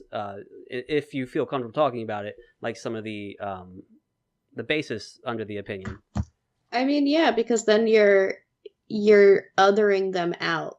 It's, even though it's one thing, it's still, this is somebody who went through a lot to live their life as a woman, and they deserve to just live their life as a woman without having to say who they were before. They should just have the opportunity to exist. But now they have an advantage. Now instead of just being a woman, they're the best woman. Now they're the woman who wins all the sporting events. They just go right to the top. I mean, I feel bad for the woman the biological woman who spent her entire high school times and is going to get into college now. There's even maybe in the Olympics. I heard some of the story that they're going to go in the Olympics eventually. But that spent the whole time training for all this, and then this biological born man that transitioned just comes in here and sweeps the floor with them. I mean, and it's only going to be more and more of these, so there's going to be less and less of biological women in these events that even want to perform, I'd think, in the future, because it really reduces their ability to compete because there's this unfair advantage. I mean, but biological women already have so many other unfair advantages over trans women that it's, I don't, I might, like, why can't sports just be by weight class or by, like, not even, why does it have to be separate? Like, why Well, is Because fighting if you separate have between men and women? because men would win every single time. Even if it was like they were the same, like, Weight class? reaction. Yes. But Yeah. is there something that you could judge other than weight class to make it more equal? Because there are definitely men and women who could be an equal fight. Like, that just has to be a thing. But the proportion of women that would you're be. talking about like the general population. Like the people that Yeah. do it professionally are the 0.001% top of It's like each Ronda Rousey gender. back in the day. Ronda Rousey could beat the shit out of me. Yeah, right. She's She way whipped my lower than my ass. weight class. I'm not saying that. Well, I'm not saying that every, like, matchup would have to be a man and a woman, but why can't it be classed that way? Like, because women would end up losing the majority of it, and there'd be that small percentage, and the percentage would probably be the transgender woman that you're having in these competitors instead of the biological women. So, and then we'd have another situation on our hand where we would have women not being allowed to participate in sports because the unfair advantage of forcing them to fight against men. Yeah. If there would be less than probably 10 professional fighters if there wasn't women professional fighters if there wasn't a league for women. Besides Amanda Nunes. I think Amanda Nunes could fuck up some she's a freaking boss, man. She's crazy. I would never want her mad at me. Dude, I think she could be top 10 at I think she could maybe beat, like, I don't know if she could beat TJ Dillashaw, but oh yeah, not him. But I mean, she could probably beat up some people. I'm not sure. I think she could be top 10 at bantamweight. That's what she fights at, right? Oh yeah, she fucks some bantamweights up. I guarantee that. She'd have a reach advantage too. Oh really? Does she have long ass arms? I think she does. Yeah. I mean, you ever see her, like, just seems like I don't know the actual statistics, but she seems like she's got a wingspan like crazy. Probably less than the men though. Maybe, I'm not sure. She's pretty. But so the woman UFC fighter is Fallon Fox, or maybe she wasn't in the UFC. She might just be an MMA fighter. She was in a lower lower promotion. Yeah. And she fought this girl, Ashley Evans Smith, and she gave an interview. I don't remember exactly what it was, but she basically was like, "That's the strongest, fastest person I've ever fought." And it's like, that's the problem, is like, it's like, I'm not denying you as a person or a woman. There are just literal physical characteristics. Like, Ryan always gives a good example of, if a transgender person comes in for medicine, you can't just go, well, you're a woman, so I'm going to treat you exactly like a woman, because that'll fuck stuff up, right? Like for example, on like a mechanical ventilator. So if someone goes into respiratory failure and they need to be ventilated, there's certain tidal volumes and like milliliters of air that you would move into the person's lung, where on a woman, if you put that same amount, it would actually damage the woman's lung by overinflating it. So if you come in and you're a transgender woman, you physically have larger lungs than a biological woman. So in that case, it might not affect you because you do want smaller tidal volumes. But on the reverse, for a transgender man, then it gets rather dangerous, because you're a woman who is who transitions to a man. If they give you a man's tidal volume at like the higher levels, you're going to overextend that person's lungs and probably significantly reduce or increase their mortality rate. But I mean, the medical field's different because you need to know medical history, so that's different. Right, but go ahead and finish your thought. I don't want to interrupt, but I don't think that's comparable to sports, because sports is more public, and so like in the medical world, you're not going to go and tell everybody somebody's medical history. All right, so the way you do it in sports would be a woman taking testosterone would be illegal. even if it happened in the past, right?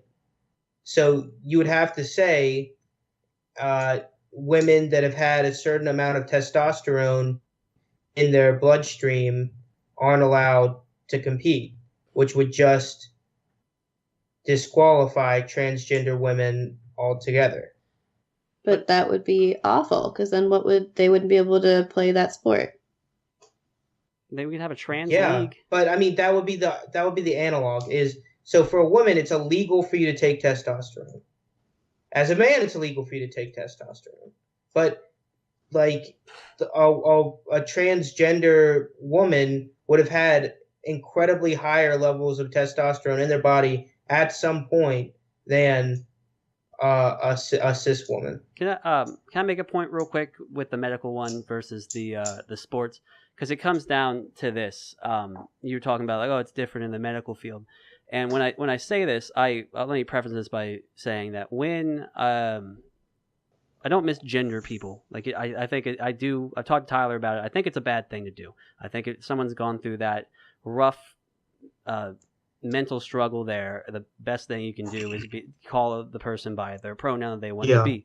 But even you, Megan, were saying like, oh, well, in the medical field, we don't take into consideration and get the history. It's like, so in the medical field, we do acknowledge that you're a biological man and not a woman. You know what I mean? And once again, I'm trying to say this as non, I guess, offensive as possible for trans people. I think that same logic should follow into the sporting field, because the medical acknowledges the fact that men and women have different physical makeups and you need to treat them differently. The same thing should follow to the sports when we're saying they have a physical makeup that is much stronger and gives a much increased advantage, especially in sports when it has to do with combat or even track for me, but especially combat, because you can physically harm somebody with your advantage. Now with track, you're just outrunning them, and that sucks because now they're just winning that. But at least we're not physically harming someone there. But definitely with like wrestling or fighting, that really changes the perspective for me.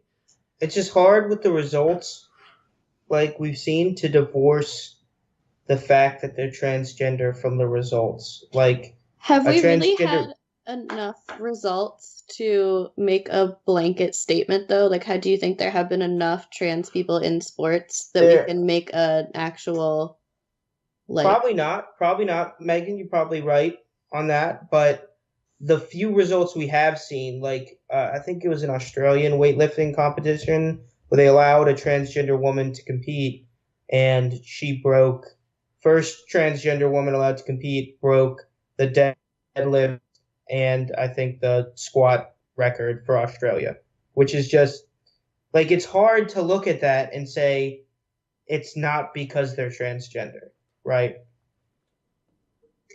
And it kind of does a disservice to all the women that didn't have the physical advantages, that worked incredibly hard and it got incredibly skilled, that someone could come in with physical advantages and just destroy that. But then it's not fair to that person that, like, so they just wouldn't be able to play sports. No, they can play sports in the sport they have the biological advantages for. But at that point, they're also, I mean, if you're going to go with the testosterone thing, they've been taking estrogen for X amount of time. So wouldn't that put them at a disadvantage to somebody who has not been taking estrogen? Yeah, slightly. Well, you're talking about if they played against the men. There's actually a thing where estrogen. All right, I'm not going to go into that because that's really niche. I think I know what you're talking about. I think I know to a degree they would have a disadvantage. Parker's saying that estrogen. I'll keep talking. Parker's saying that estrogen actually helps with your bone density. It does. It increases your bone density.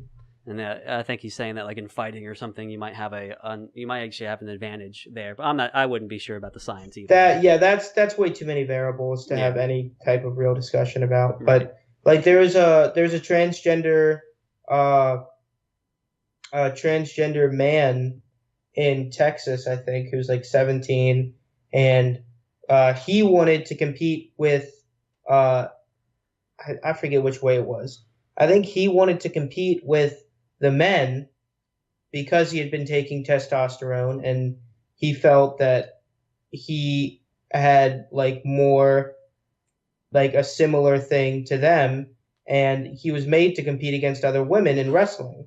And of course, not of course, like there's still a huge skill aspect to any sport, but he won like the state women's wrestling tournament. Yeah, that was just last year.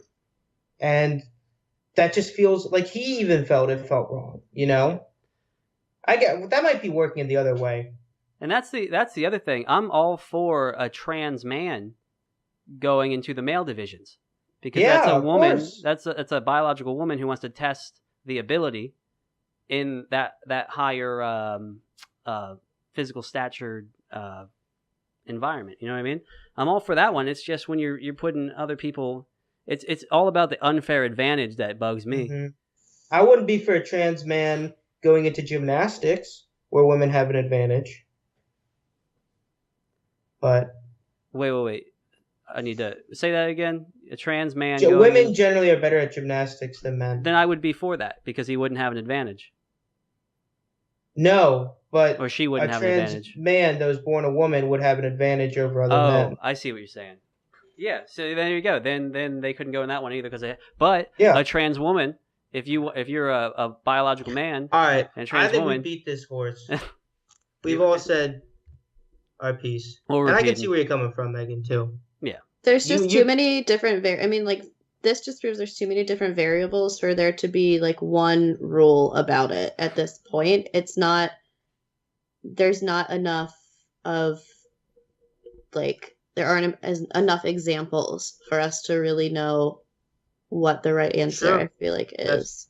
I think that's very valid. I thought the one positive out of it, like if a bunch of trans women start playing basketball, we might actually have a watchable product in the WNBA.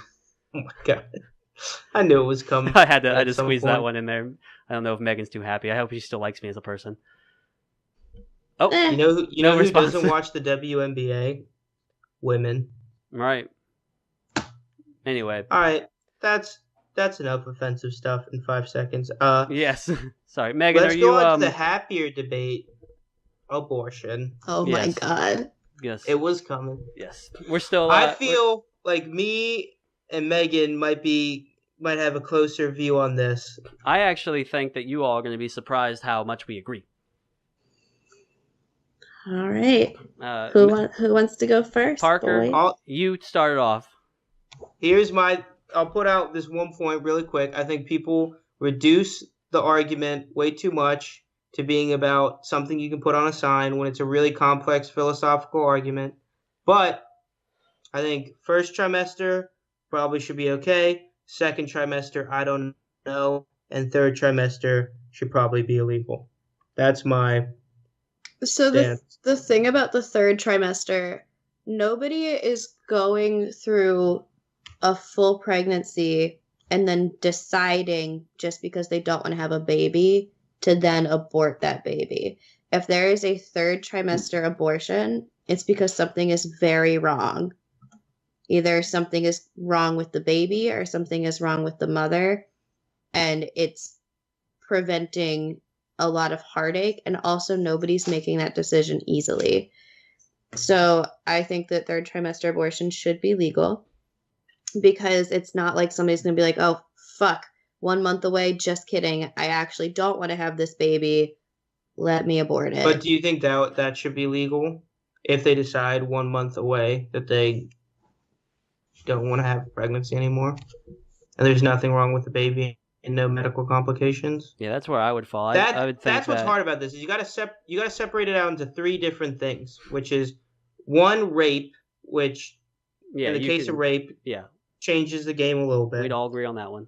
2 is a defamation, which I think is a weird argument, because I think people, that are don't have a leg are still people to a degree. But I also get if a baby's going to have, not to a degree, but like, I know what you meant. It was just I've heard a lot of people being like, if the baby doesn't have an arm, I think you should always be able to get an abortion. I'm like, do you not think people that don't have an arm are people? But if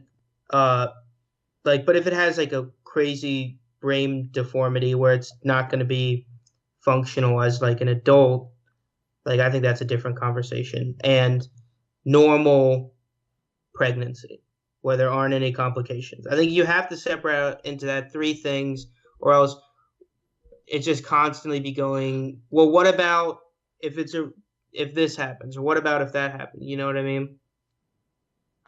So my thing with like the deformity, or if there's like a problem with the baby, that the baby can still live and function, but it's going to be like harder.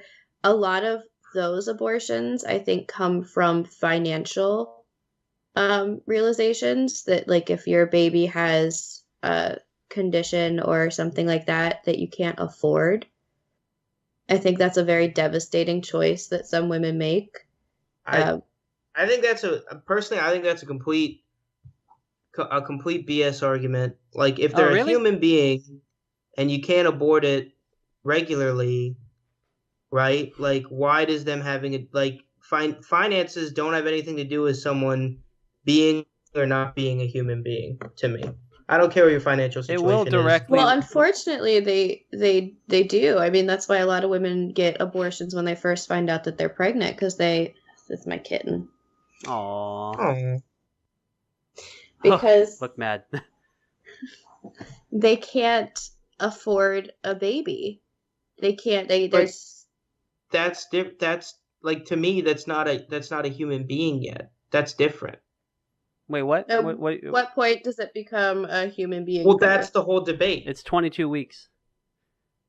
All right. I don't think anyone has a... What happens at 22 weeks, Ryan? At 22 weeks, sir, pulmonary surfactant begins to be produced in the lungs. In English! I'm going to explain that. But pulmonary surfactant actually is what allows your alveoli, the little ball sacks at the end of your... I shouldn't say ball sacks. The little balls at the end of your lungs that where gas exchange occurs. It allows those to remain open. Without that, you get no gas exchange and you get no elimination of CO2 outside of the womb. Without gas exchange, you don't make ATP, which is what powers your actual body. And without removing CO2, your body becomes acidic, and the proteins in your bodies don't work, and your organs pretty much quit on you, and you die. So I think at 22 weeks when that begins, that's when that is scientifically when children are viable outside of the womb, and that is where we should look at it.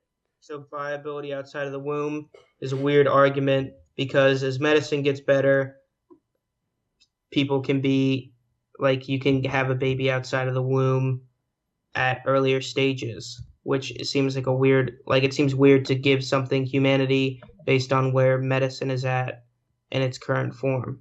That's a valid argument. I think that you should. I still think the validity, like when it is viable, should be based on without any. Well, even at the 22 weeks, the baby's going to need a lot of extra support. So that's never mind. My argument's faulty. So that looks like about a little bit into the second. That looks about like 3/4 of the way through the second trimester. Is that about right, Ryan? Yeah. Okay. Do you agree with that, Megan? And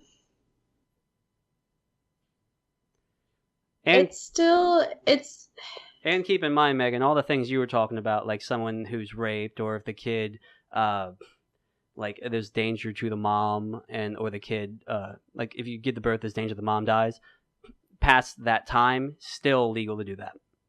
I would totally. We're not saying that you can't do that. Yeah, if it's a danger, if it's a health concern, that's a completely different. Like I'll be for it. So it's complicated, because I can think about myself personally. If I, found out I was pregnant right now, given like it was just like a hookup and I'm pregnant, expecting that like the father's not going to be around or any of that. I had this talk with myself. I would probably have that baby because I financially can, and I'm at a place in my life where no, it's not the path I want, but I can do it.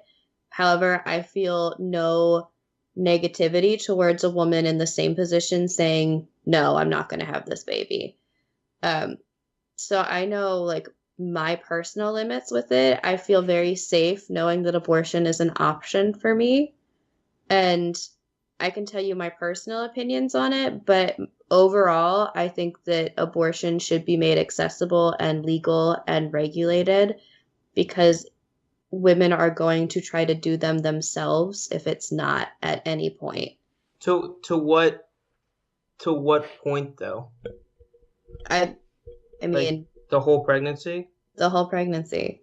See, that's where even like a day before it would come out. Like that's my problem. Is like if it's a human being, you can't just like kill it because. And I think most people would agree that at some point in the pregnancy, it becomes a human being. I don't know if you'd agree with that.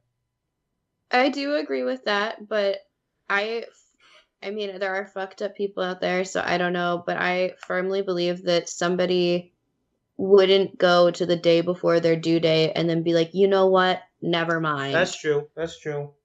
I think that if that was going to be happening, it would be because something is very wrong, and I think it's going to be a devastating decision for that mother to make. Right, but it doesn't matter how to me, it doesn't matter how devastating it is to the mother if it's a human being, right? Like you could make all those same, points after the pregnancy, right? Like you could say 6 weeks after the baby's born, the mother realizes that there's no way she's going to be able to care for it. And then, like, I don't think it should be legal then for them to just get rid of it, you know? What, you mean, like, give it up for adoption or something? No, like, kill it. Oh, well, yeah, totally not. But, Megan... Right. Well, we agree there. Yeah. But what's the difference between doing that and having it still the day before? Nothing. Like, it was the day before. But my thing, what you were talking about, Megan, was with it being that situation where they're not just saying, oh, yeah, I don't want it anymore. Even if you made it illegal after the third trimester, that just prevents that situation from ever happening. The situations that you're talking about where you still perform the abortion maybe the day before when it's a danger, those are still legal in our eyes. I mean, I can understand that some people would go against you there, but in this context of this situation, we would agree with you on that. So, would you like even just the arguments just seem weird to say, like you're gonna end it, like ending a human life for financial decisions is just like I don't care how devastating it is to you. You know what I mean? Like I don't feel any sympathy for you killing a baby if it's a baby, right? I can feel the financial situation because there's a lot, like she's talking about a single mother. That's one of the leading things that are indications of poverty in our society today is having a kid, either a single father or a single mother. So if you're going to have that kid, you're extremely put in a pretty bad predicament when it comes to supporting that child. Also, a lot of the people who are having children in a wetback like that, a lot of them aren't planning shit. So I'm not saying that they'd be bad mothers, but I'm saying it's a lot more challenging than maybe they're not ready at that time, and then they were going to raise up like kind of like, I don't want to say a shitty person, but they're going to, because you never really know, but the likelihood of that person growing up in poverty and having a terrible, terrible life is higher. So I could see that argument. But like it's this. But if you had a kid and you couldn't take care of it financially, people would say give it up for an adoption, right? Mm-hmm. But if it is a kid, like I'm not debating like at what point in pregnancy it becomes a human being, because that's incredibly hard to do. But if you admit it's a human being at a certain point in pregnancy, I just think it should be illegal to kill that. Like it like the same arguments apply for after it's outside of the womb. Mm-hmm. It's still different because it's still inside of another human being. So for me, morally, I'm not, like, I personally, if somebody was just like 8 months pregnant, like, you know what, just kidding, I don't want to have this baby, there's no reason why I can't, I just don't want to, I would think that's incredibly fucked up and awful. Mm-hmm. But I don't want to legally put anything in place that would prevent a woman from making a decision that she had to make for whatever reason. Huh.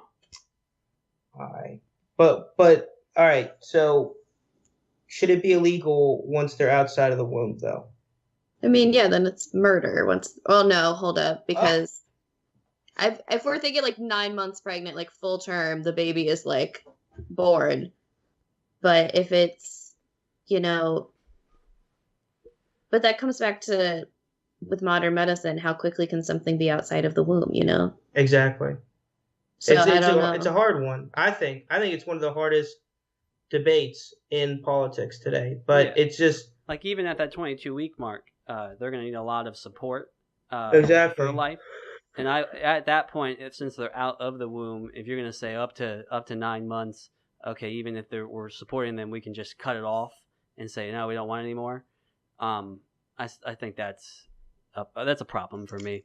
I mean, there's points where you do come to the conclusion that this baby's not gonna make it, and you have to eventually cut all that support. But just doing that out of I don't want to watch this anymore or anything. It's that becomes to be a problem. It's once it's outside of the womb, I feel like it has it's more its own human. For me, the biggest problem is when it's still inside of another person. That person whom is carrying it should have access to as many options as possible. I would agree that if you wanted to end a pregnancy, right? But the thing inside was like viable to be alive. I would be cool if you say I don't want this pregnancy anymore. But I'm not cool with just like saying I don't want this pregnancy anymore and kill it. You know what I mean? Well, what other option is there? It would just be So you're saying really. like have the baby and then who's going to pay for the medical support that it needs? Well, you'd put it up for like adoption. But adoption can take years. Like the adoption process is truly not as easy as people think. Like there are circumstances where like I'm going to have this baby and put it up for adoption, and then they end up raising the baby for longer than they anticipated. Okay, well I didn't know about that. Oh no, yeah, she's dead on that. The adoption shit isn't. Cause I have a friend that's adopted, and it took like 8 years for him to get adopted. Until then, you're just enough. You go to a foster home. I mean, that's I'm mainly not for what, it, but it's better than being dead. No, yeah, I agree with that. And I mean, I think it goes back to like it just seems kind of callous to go, well, who's going to pay for this? It's like it's a human life. It's like alive, you know? I mean, yeah, but it's another human life that genuinely might not be financially able to support the medical needs of that being or herself. You would almost expect this debate to be the complete opposite way. Like you would think that the right would be pro-abortion because like with this who's going to pay for it thing, that they don't want to add that to any like welfare bill or like all that spending, right? And that the left would be anti-abortion. Wait.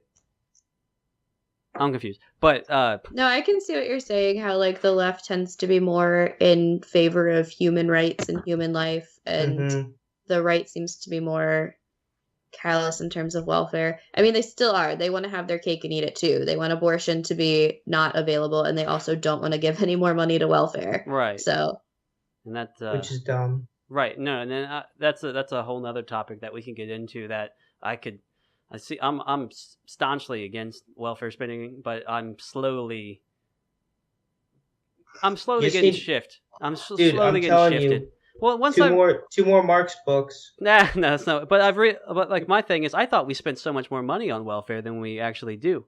I looked at all the numbers and everything just when we first started all this. It's really seems pretty affordable. We just have to get rid of the pensions and end the wars and a couple other things. And it really just seems like you could have the welfare state that you have currently. I mean, you want to get into the argument of like the welfare cliff that keeps people impoverished because they get a promotion and then all of a sudden they start losing money when you relate it to the benefits that they just lost. And that keeps them from actually pursuing new career paths. But, yeah, it's so fucking complicated, man. It is. I think, Megan, I also think we probably agree more than we disagree, too. I think for most of the pregnancy, we'd agree you should be allowed to get an abortion. It's just, I don't think there, like, honestly, don't think there are that many third trimester abortions. But, No, there's not. Yeah. So I might be getting all worked up for nothing. But that's the show. Isn't that the point? Yeah. That's showbiz, you know? These have been... I fucking hate you, Megan. I don't understand. Ah! I'll go Alex Jones. These shows have... They're taking the fucking fetuses and they're feeding them to fucking frogs. To the interdimensional demons! Frogs! The satellites! Oh, shit.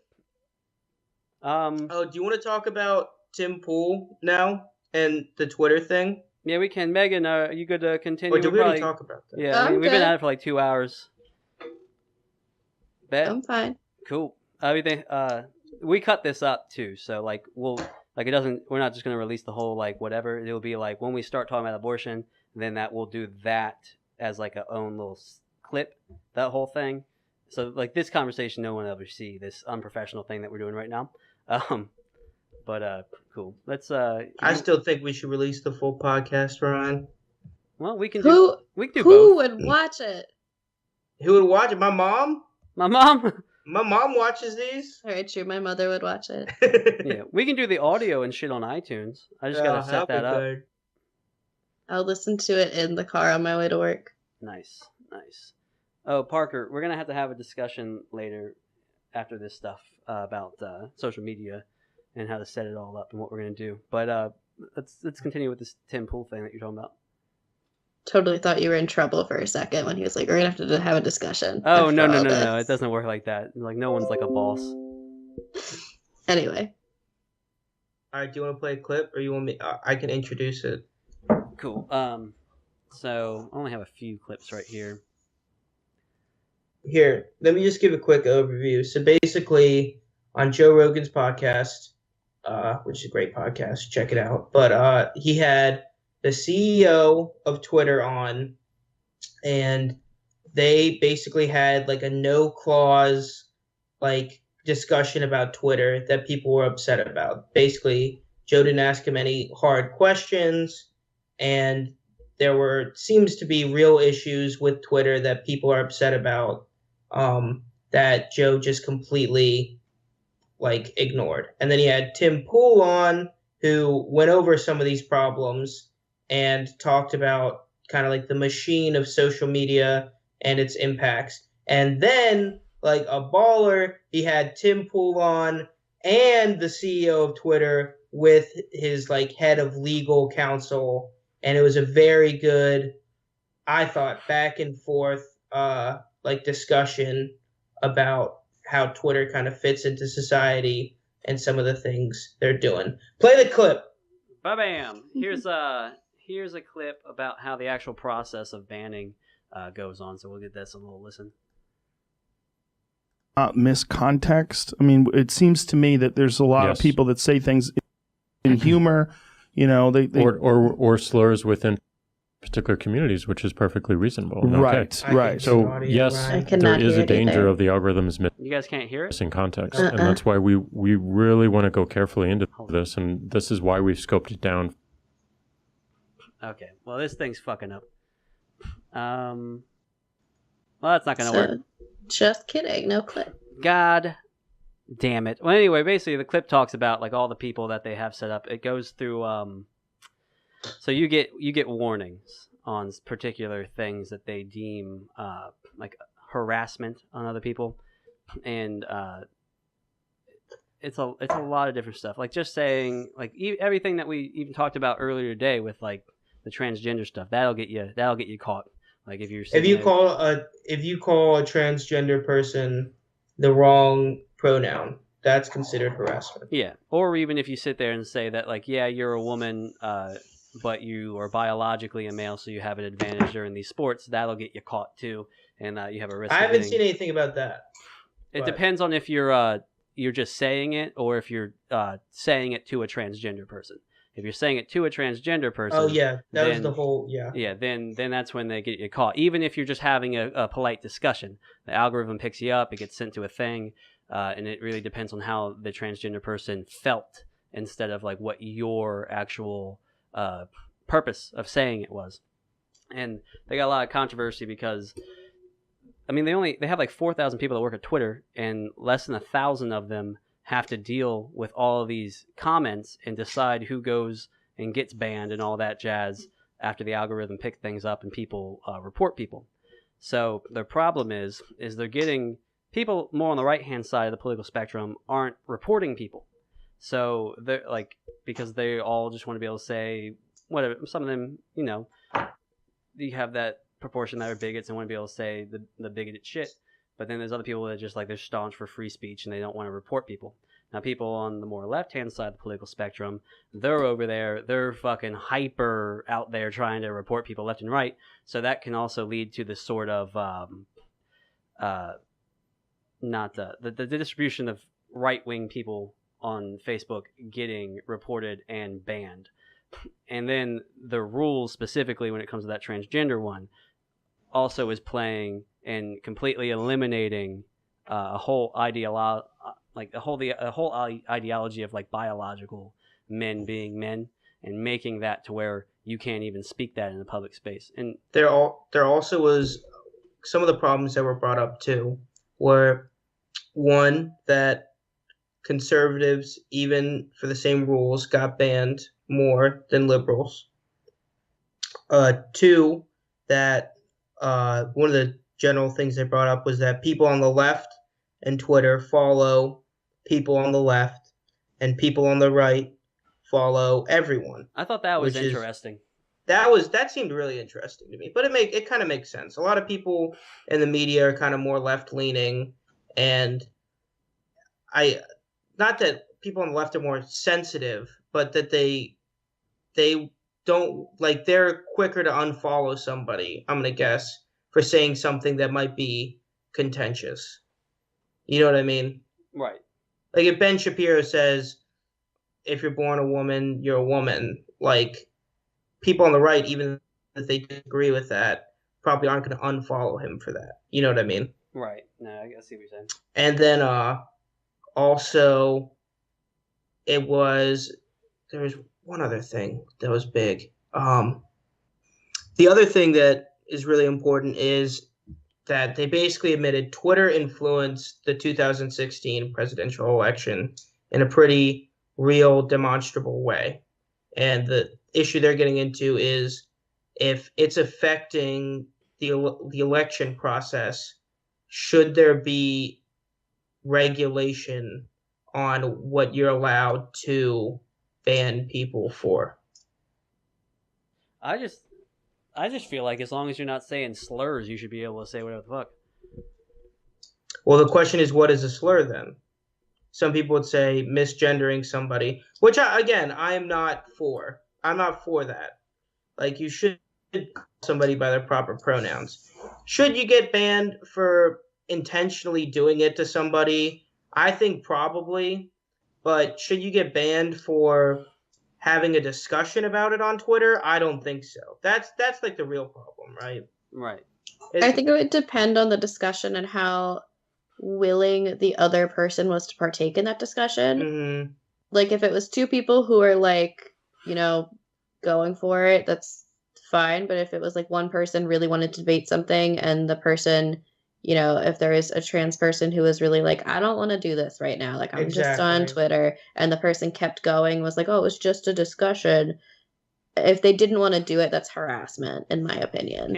I think in most of the cases that was considered harassment, but there were, the things that they were talking about were times where it would be like Ben Shapiro talking to a transgender person, and they'd have a back and forth participatory discussion from both of them, and the person on the conservative side would get banned.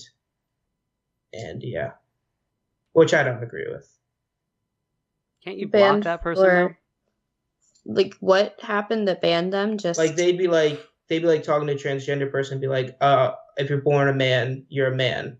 And the transgender person will respond, they would respond, transgender person will respond, they would respond, and like in the response they might use like their not preferred pronouns, like a big one is their I forget what it's called. It's when you call a transgender person by the name they had before they transitioned.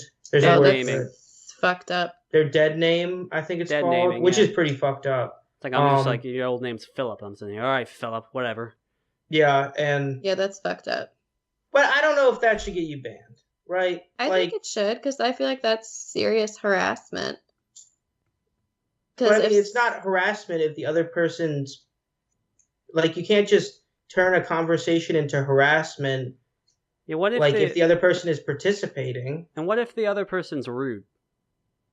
Like, that's also another thing. You're not allowed to misgender people just because they're being rude. I'm just bringing it up. I'm not saying I'm doing it. Just want to see the response. The free market will fix transgender issues. It will, bitch. I think that's the only solution. It'll work. Let's see. The little bit that I watched of the podcast, it seemed pretty, hard to get genuinely banned. Like, I mean, one of the ones that they bring up is Alex Jones, which kind of sucks in context. Look, yeah, that's a bad one to bring up. I just want all the Alex Jones I can get. He's the most entertaining person on the face of the earth to me. I think he should be on every platform. I think he should be on every news show. He's the best. Does he say fucked up shit from time to time? Yeah. Yeah, he does. But yeah, I don't think he should be banned on anything either. I don't take most of the shit he says seriously. He called a reporter mean names, and they said that was harassment, right?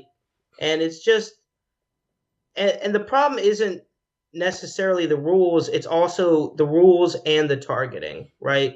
Mm-hmm. Is a lot of it seems to be going against conservatives. And, Tim Pool talked a lot about how he got death threats and people weren't banned. Someone says, post the letter N, and they immediately get picked up by the algorithm. That's a crazy one, though. I get it, though. Okay, so, Megan, what they do... it on Twitch streams all the time where they post N, and the next guy posts I, and the next person posts G, and it just keeps going down the thing. But it's like, how... And they're like tagging Jack in it, the guy who runs Twitter. It's like, how big of a loser... What are you doing in your life that's what you're sitting there in your bedroom doing? You're on the phone with your friends going, all right, guys, T-minus 5 seconds. In! Go, go, go, go, go! Like, that's literally... Have you ever heard of 4chan? But I'm just saying... There are tons of losers that's all they do. How many losers do we have that are just doing that shit? A lot! But if they're gonna do that, then that's fine that they get banned. Like, if you're gonna be doing dumb, ignorant shit, like, get reported. Yeah, see, I don't know. Like, I just cut it slurs, man. But then, like what you said, it is a slur. Like, part of the problem that they would say would be, like, if you posted racist stuff, right, you could get banned. But if a black person posts, like fuck white people. They're not right. Banned. Yeah, then they don't get banned. They don't get in any trouble at all. Well, and that comes back to our whole reverse racism argument. But that's like would you at least agree that that's like a debate though? Like that isn't accepted by everybody? I can see the debate in that. I can see the analysis wanted for that. But do you think there should at least be like a platform for discussion about that? Or not really? I mean, I know how I feel about it, which makes me like, I get why people would.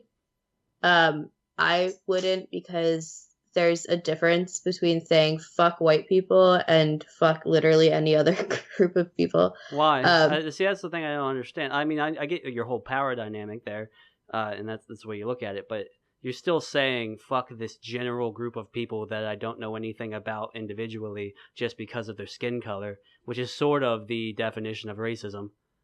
Because it's not like the fuck white people statement isn't coming just from skin color. It's coming from the power dynamics and the racist systems that white people have put in place. But like, why am I like? It goes back to a whole thing where it's like, if you take there have been like some. If you take it personally, is that what you're about to say? I was going to say, people who I feel get the most offended about that are people who take it personally. And if you're acting the way that you should. Yeah, it's kind of personal. Yeah. That's like saying if I said fuck black people, like don't take it personally though. I just meant don't take all it, of you, not like just I'm you. not talking about you. Here's my argument. If you're somebody that you know that you're not actively, intentionally being racist and you're like watching yourself and working on it, you shouldn't be affected by somebody being like fuck white people. It's like being like I hate men. But that's the thing that we always talk about, how we need to work. I don't agree with just blanket I hate men statements either. I think that like it just leads to this acceptability of hating people for their identity, their immutable characteristics, rather than who they are as a person, which I don't agree with. Plus, when you have the broad term like saying of white people need to sit there and work on it, you're insinuating that all white people have some sort of racism in there, even though we've said that it's a social thing that's been done through the government through years. Because I'm not racist in the slightest. I don't think of any other race to be less than me. I treat everyone equally. If you're gonna come at me like an asshole, I come back at you like an asshole, or just leave the situation. I don't prejudge people by their race or anything like that. So I don't think I have any growth to do in that scenario. But it are like this viewpoint or ideology that you sort of prescribe to automatically assumes that I have to be doing that and that I am racist just for being white. I think it's dangerous to say that you don't need to do growth in that area, and it's dangerous to say that you aren't racist in the slightest. I'm not saying that like everybody's racist, but I'm saying that there is subconscious and ingrained ideology that was unavoidable by no fault of anybody's, but because of society, that became a part of who most white people are, and that it does take work and self-awareness and self-analysis. And I think it's a continuous process. Like, I think when it comes to things like, race, class, gender, social problems, there's never a point in which like you peak and you cannot grow anymore, you cannot get better. Like, I don't think that's possible. I think it's an ongoing process that even like nobody will ever be perfect, obviously. I'm cool with that if you say it about all people. Yeah, all races. But saying that, like, I completely get what you're saying. Oh, I definitely mean it for all people. I'm just using white people as an example in this scenario. But it always seems to be like targeted. You know what I mean? Like, it always seems to be like white people have way more growth to do, though. But you know what I mean? Even with the power Whereas from my experience, like, everybody's racist. Yeah. Everybody. Maybe it doesn't have the power behind it. Exactly. I totally get the power point. I totally agree, like, not exactly with the language, but with the idea behind it. But, like, everyone has those problems, It's the same as saying that, like, in terms of, sexism, men have a little more self-analysis to do than women do overall, if you look at it very generally. Yes, everybody does. Everybody needs to be actively becoming more and more self-aware when it comes to social issues. But if you're on the side of the power, you have a little bit more to do than somebody who's not. And would the physical power be what makes it more for the men to have to think about it more? What do you... I mean, just like... I mean, we were talking about like sexual assault or something. I feel like men aren't worried about getting raped out there because most women can't overpower the guy. So I'm saying with that sort of thing, we're talking about sexual assault and rape and everything like that, and people having more to think about. Is it because of their physical strength, or is it because of the system that you're saying that like sort of oppresses women and then puts men on like a little bit of a higher pedestal and makes it easier for them in life? It's because of the system. Okay. And like in the example of sexual assault, like, it's really on men to end sexual assault against women. It's on men to call out their friends when they're like trying to hook up with a girl who's too drunk. It's on men to like become aware of like patterns and things like that, because women can't do it alone. So but it kind of gets like, it kind of does suck though when like I'm constantly blamed for like other men sexually assaulting women Right. when I haven't done it. You know what I mean? Yeah, actually, that's good. And I've never witnessed it. I've never seen one of my friends like hook up with a girl that was way less, that they were like was way more drunk than they were. You know what I mean? I've personally witnessed it and put an end to it. And then I still get treated the same way as a guy who did it. But those statements, they're not, I mean, I know it's hard to not take it personally, but it's, unfortunately, you guys are not the norm. Like, I don't think most guys are okay with sexual assault. Yeah, I think we are the norm. For my view, like, you can debate how small it is, but a percentage of bad actors, right? Every woman that I know personally, aside from maybe one or two, has been sexually assaulted. So that skews my opinion to not trust men as a whole until I get to know them. Well, I mean, so that's nothing personal. That should be everybody, could be though. Great, but I'm still gonna be on the mindset. It's like the joke I made earlier. Like, I'm just gonna assume I'm gonna get murdered. Right. Yeah. I'm gonna assume that every man I meet has bad intentions until I learn otherwise as a safety mechanism. So it's not personal. It's not against. And if you know that you're a guy who is not part of that problem, then you don't have to worry about statements like that. Right. But that's where they're coming from. Okay. I feel like you should have that sort. Even I should have that sort of thought process for everyone that you meet, guy or woman, and trying to get to know the person individually before you get involved in a sort of relationship, it be that business relationship, sexual relationship, or anything. I think a lot of people in our generation rush into some shit all the time with every aspect of their life, and then don't take the time to get to know somebody prior, and then that's when all this fuckery begins. I mean, that's true, but I would argue that it's less dangerous for men to it's way less. Rush into something. Yeah, I agree. I mean, but I hate to bring this up, but there are small dangers. Like, I do have multiple friends who I know for a fact were falsely accused, either in some legally and some in the public sphere, of sexual assault. And that's awful. People who go out and falsely accuse people is horrible, and it makes it harder for people who really need to accuse somebody. But like, no one's saying women need to stop women from false sexual assault accusations. Yeah, they totally are. They are? Okay. Yes. Okay, my bad. I'm wrong. I'm sorry. People, I mean, to the point where if somebody actually like has a problem, they're still like, you need to like check your friend there. Like, it's sexual assault has really been put on women to not get assaulted and to not call it out, which comes out. The intention is, I guess, to be like, no false accusation, but that spreads to everybody assumes every accusation is a false accusation. Actually, now. Okay, so with my idea of it, I wouldn't agree with that. I wouldn't agree. I think everyone immediately. The percentage. No, go ahead. Sorry. No, you go ahead. You have statistics. The percentage of false accusations about sexual assault is 2%, which is the same rate as like falsely saying that you were robbed. Oh, okay. That makes sense. But, so here's my thing. You're saying that you're saying that people don't immediately like believe the woman because of those.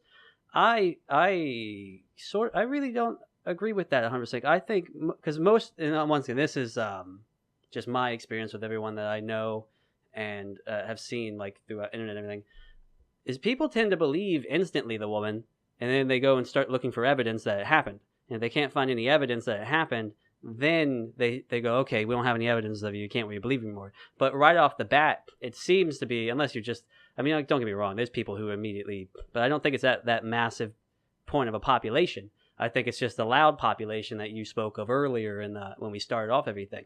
You hear the louder people who are more radical. You don't hear the people in the middle ground, kind of like us, who we believe until we don't find any evidence that it could have happened. Well, there's two tricky things there. And one is, if it's like a guy that you're friends with, you're less inclined to believe, like, or a guy that you know, like in a public sphere, you're going to be less inclined to believe a woman. Even if you know them both That's- equally, you're that's probably true. going to be less inclined to believe the woman. I believe that. Wait. Are you saying if I'm friends with a guy and I'm friends with a woman and the woman accuses the guy of sexual assault, I'm gonna believe the woman less than if I didn't know either of them? Yes. Okay. I misheard that. I personally I don't agree with that, but are you saying that as like a general thing, like in general, It's- right? From my general experience, that's what I've seen. Gotcha. And when it comes to sexual assault, the whole thing about evidence is really difficult because a lot of the time there's not evidence that it happened. But you But need that's- evidence. But you need evidence. Like that's what Yeah. But our whole that's why system of society is based off of. Well, that's why this is so tricky because how do you? It usually happens where it's just two people, and how do you? Because it's not always like that violent movie level rape. Yeah. It's typically not. Yeah. And people are like, well, we need evidence that this happened. Well, what is that evidence? But I mean, but you can't do the convicting opposite where people. you believe people in the absence of evidence. Yeah, that's You dangerous. can't put someone in jail because, like, what's the guy supposed to do? Yeah, last time we did If that. someone accuses me of sexual assault and there's no evidence for it, I can't produce something that doesn't exist. Yeah. You know what I mean? And doing that has a bad history because last time we did that, it was just a bunch of people lynching black people with no evidence. And I'm yeah, it's not good, but it leads to a lot of guys know that, and that's why sexual assault is so prevalent. I mean, it's one of the reasons why it's so prevalent because there are like guys who like they're mass perpetrators of it. They know what they're doing. They know that it'll be a he said, she said thing, and right, and then there's no evidence, and you can't convict. Which does suck. That is a huge problem, but it's hard to find a solution to it because it seems kind of binary and both sides suck, you know? Like, you can either believe people without evidence or require evidence. There doesn't seem to be like a middle ground. What are these sexual assaults that it turns into that aren't the violent ones? Like, just example. A big example, like if two people are consensually hooking up and the woman says, no, I want to stop. I'm done. I do not want to do this anymore. And the guy proceeds to continue to have sex with her. Right, but wouldn't the woman try to get away at that point and the man would have to force her to stay there? Wouldn't that end up becoming violent? It can. There are also times where women get scared. It's one of those things where when you get scared, you can take all the self-defense classes that you want. If somebody comes up and like robs you on the street, you're probably not going to act how you wish that you would have given all your self-defense. Right.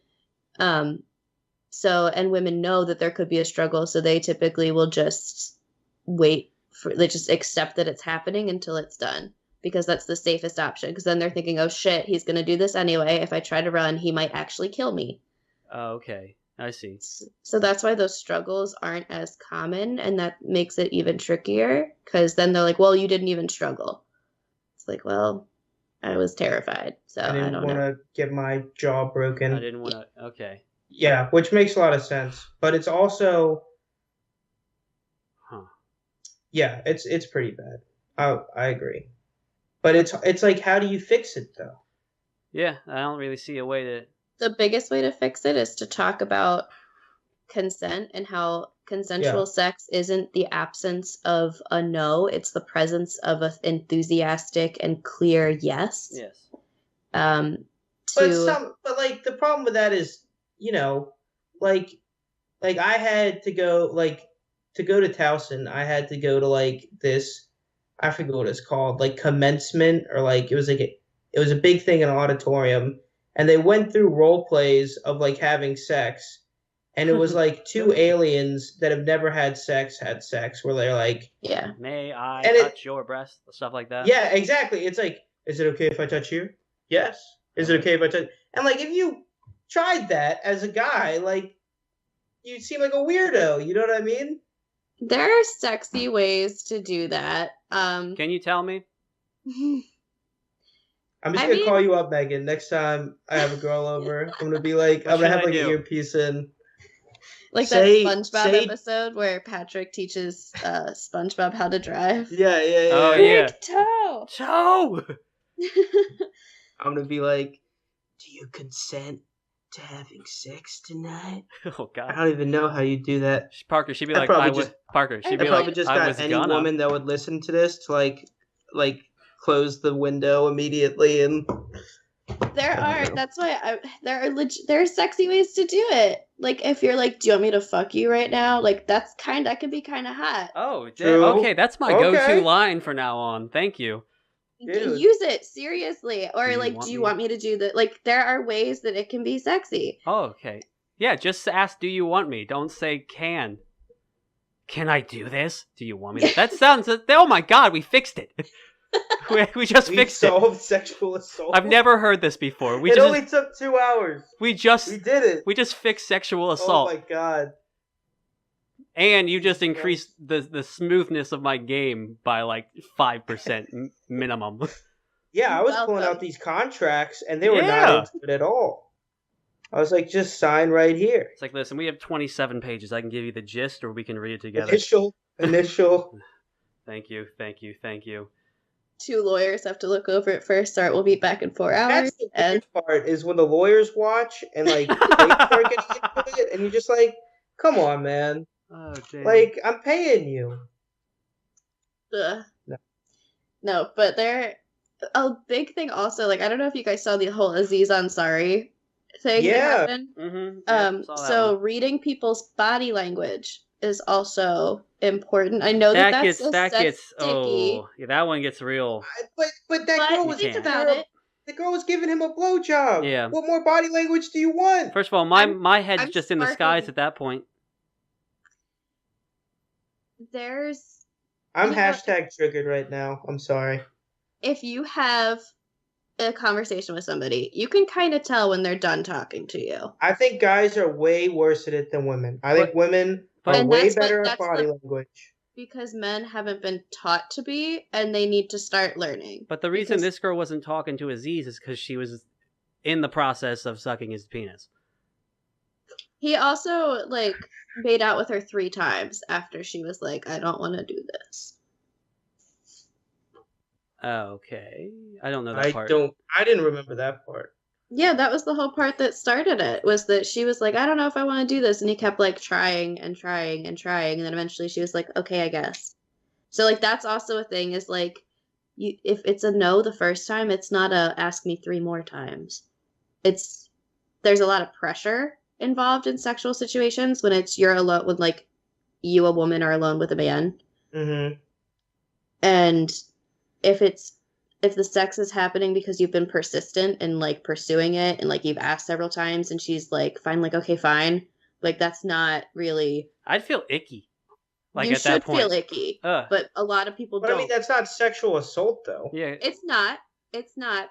But it's, like, it's a slippery slope, if that makes sense. Like, these are the smaller things that we can fix. I guess. I mean, I think putting it all on guys, though, isn't completely the right solution, too. I think it also might be educating women, like, guys are dumb and don't understand body language. Like, yeah, so I think there's a disconnect between communication between the sexes, right? Like, women generally have a lot more subtlety to it, and guys are generally more direct. Yeah. So I think you can teach guys to be more subtle, true, but I think you also can teach women to be more direct. I still think it's in that situation when you want something to stop, it's hard to come out and just be like, I want this to stop. There's a lot of pressure going on with it. But you gotta do it. Yeah, but you have to. But you don't know how that guy's gonna react to it. But I mean, it's not a defense where you. But I mean, you could just say that. We were talking about like at the bar at the beginning of the makeout. Like you could just say that. Like you could say like a guy asked me to come back to my room. I didn't want him to kill me, so I said yes. And then well, I'm not talking about that. I'm talking about like, let's say you're already back there and you're starting to have sex. At that point, you might realize like, oh shit, I really don't want to do this. Like I just you gotta communicate it though. You have to, like, you do have to, but you have to understand that there's a risk for women who do that. Women have died over shit like that. I get it, but I mean, like, you got to pick your guys then. Like, not. I'm not putting it completely on women. I'm not saying that. Like, there are shitty guys, of course, but like, what am I like? Like, I just imagine it myself. Like, I'm horrible with body language, even with guys. I'm you know god what I mean? awful at it. And it's like you just have to have like clear communication. I just don't think it's like you know what the guy wants, right? Like, they're communicating it very effectively. It seems like the woman is the one that isn't communicating it. You know what I mean? Also, preventing it, I don't know what you think of it, but preventing it from getting back to the bedroom, like speaking up that soon, would probably be efficient as well. Well, sometimes you change your mind, and that's okay. Yeah, it's okay to change your mind, Yeah. but you have to communicate that. I'm just saying that, yes, you do. I'm just explaining why some women will choose to just go through with it instead of saying something, because there's a legitimate fear behind it. And I'm not saying that fear is there all the time. Like, you can read the guy. Of course, there's situations where, like, I'm not feeling it. And a lot of the time, the guy's like, that's cool. But here's another thing. So you're there with a guy that you think might get violent at this point. I'm not going to blame it like 100% on women, like judging that prior, like getting to know that guy better before going back there till you can judge properly that he's not that type of guy that's going to get violent if you don't put out. You know what I mean? But most of the time you don't know that guy is the type of guy to get violent if you don't put out, until you don't put out. Like, otherwise, like, so many deaths and so much violence would be saved if you could just read a guy that well. Like, sometimes I get it can be obvious, but other times it's not, and you don't know how that guy's going to handle rejection until he gets rejected. Yeah, I can see where you can, because there's a lot of like weak looking fellas who you think wouldn't do anything like that get a temper like a mofo the second that something goes not the way that they intended. So as soon as there's a blow to the ego, like, people change.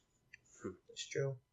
I agree with you. All right, guys. Well, this we can probably wrap it there. This has been a pretty decent time, actually. I got to go do some side work for the day. But Megan, thanks for coming on. Hope you enjoyed yourself. Yeah, it was good. Thanks for having me. Great. Yeah. Everybody watching, please like, share, and subscribe. We should have all of our systems going up pretty soon with social media and everything. Just figuring out that final little steps with all that stuff and how we're going to run it. Thank you for watching. Enjoy the rest of your day. Peace out.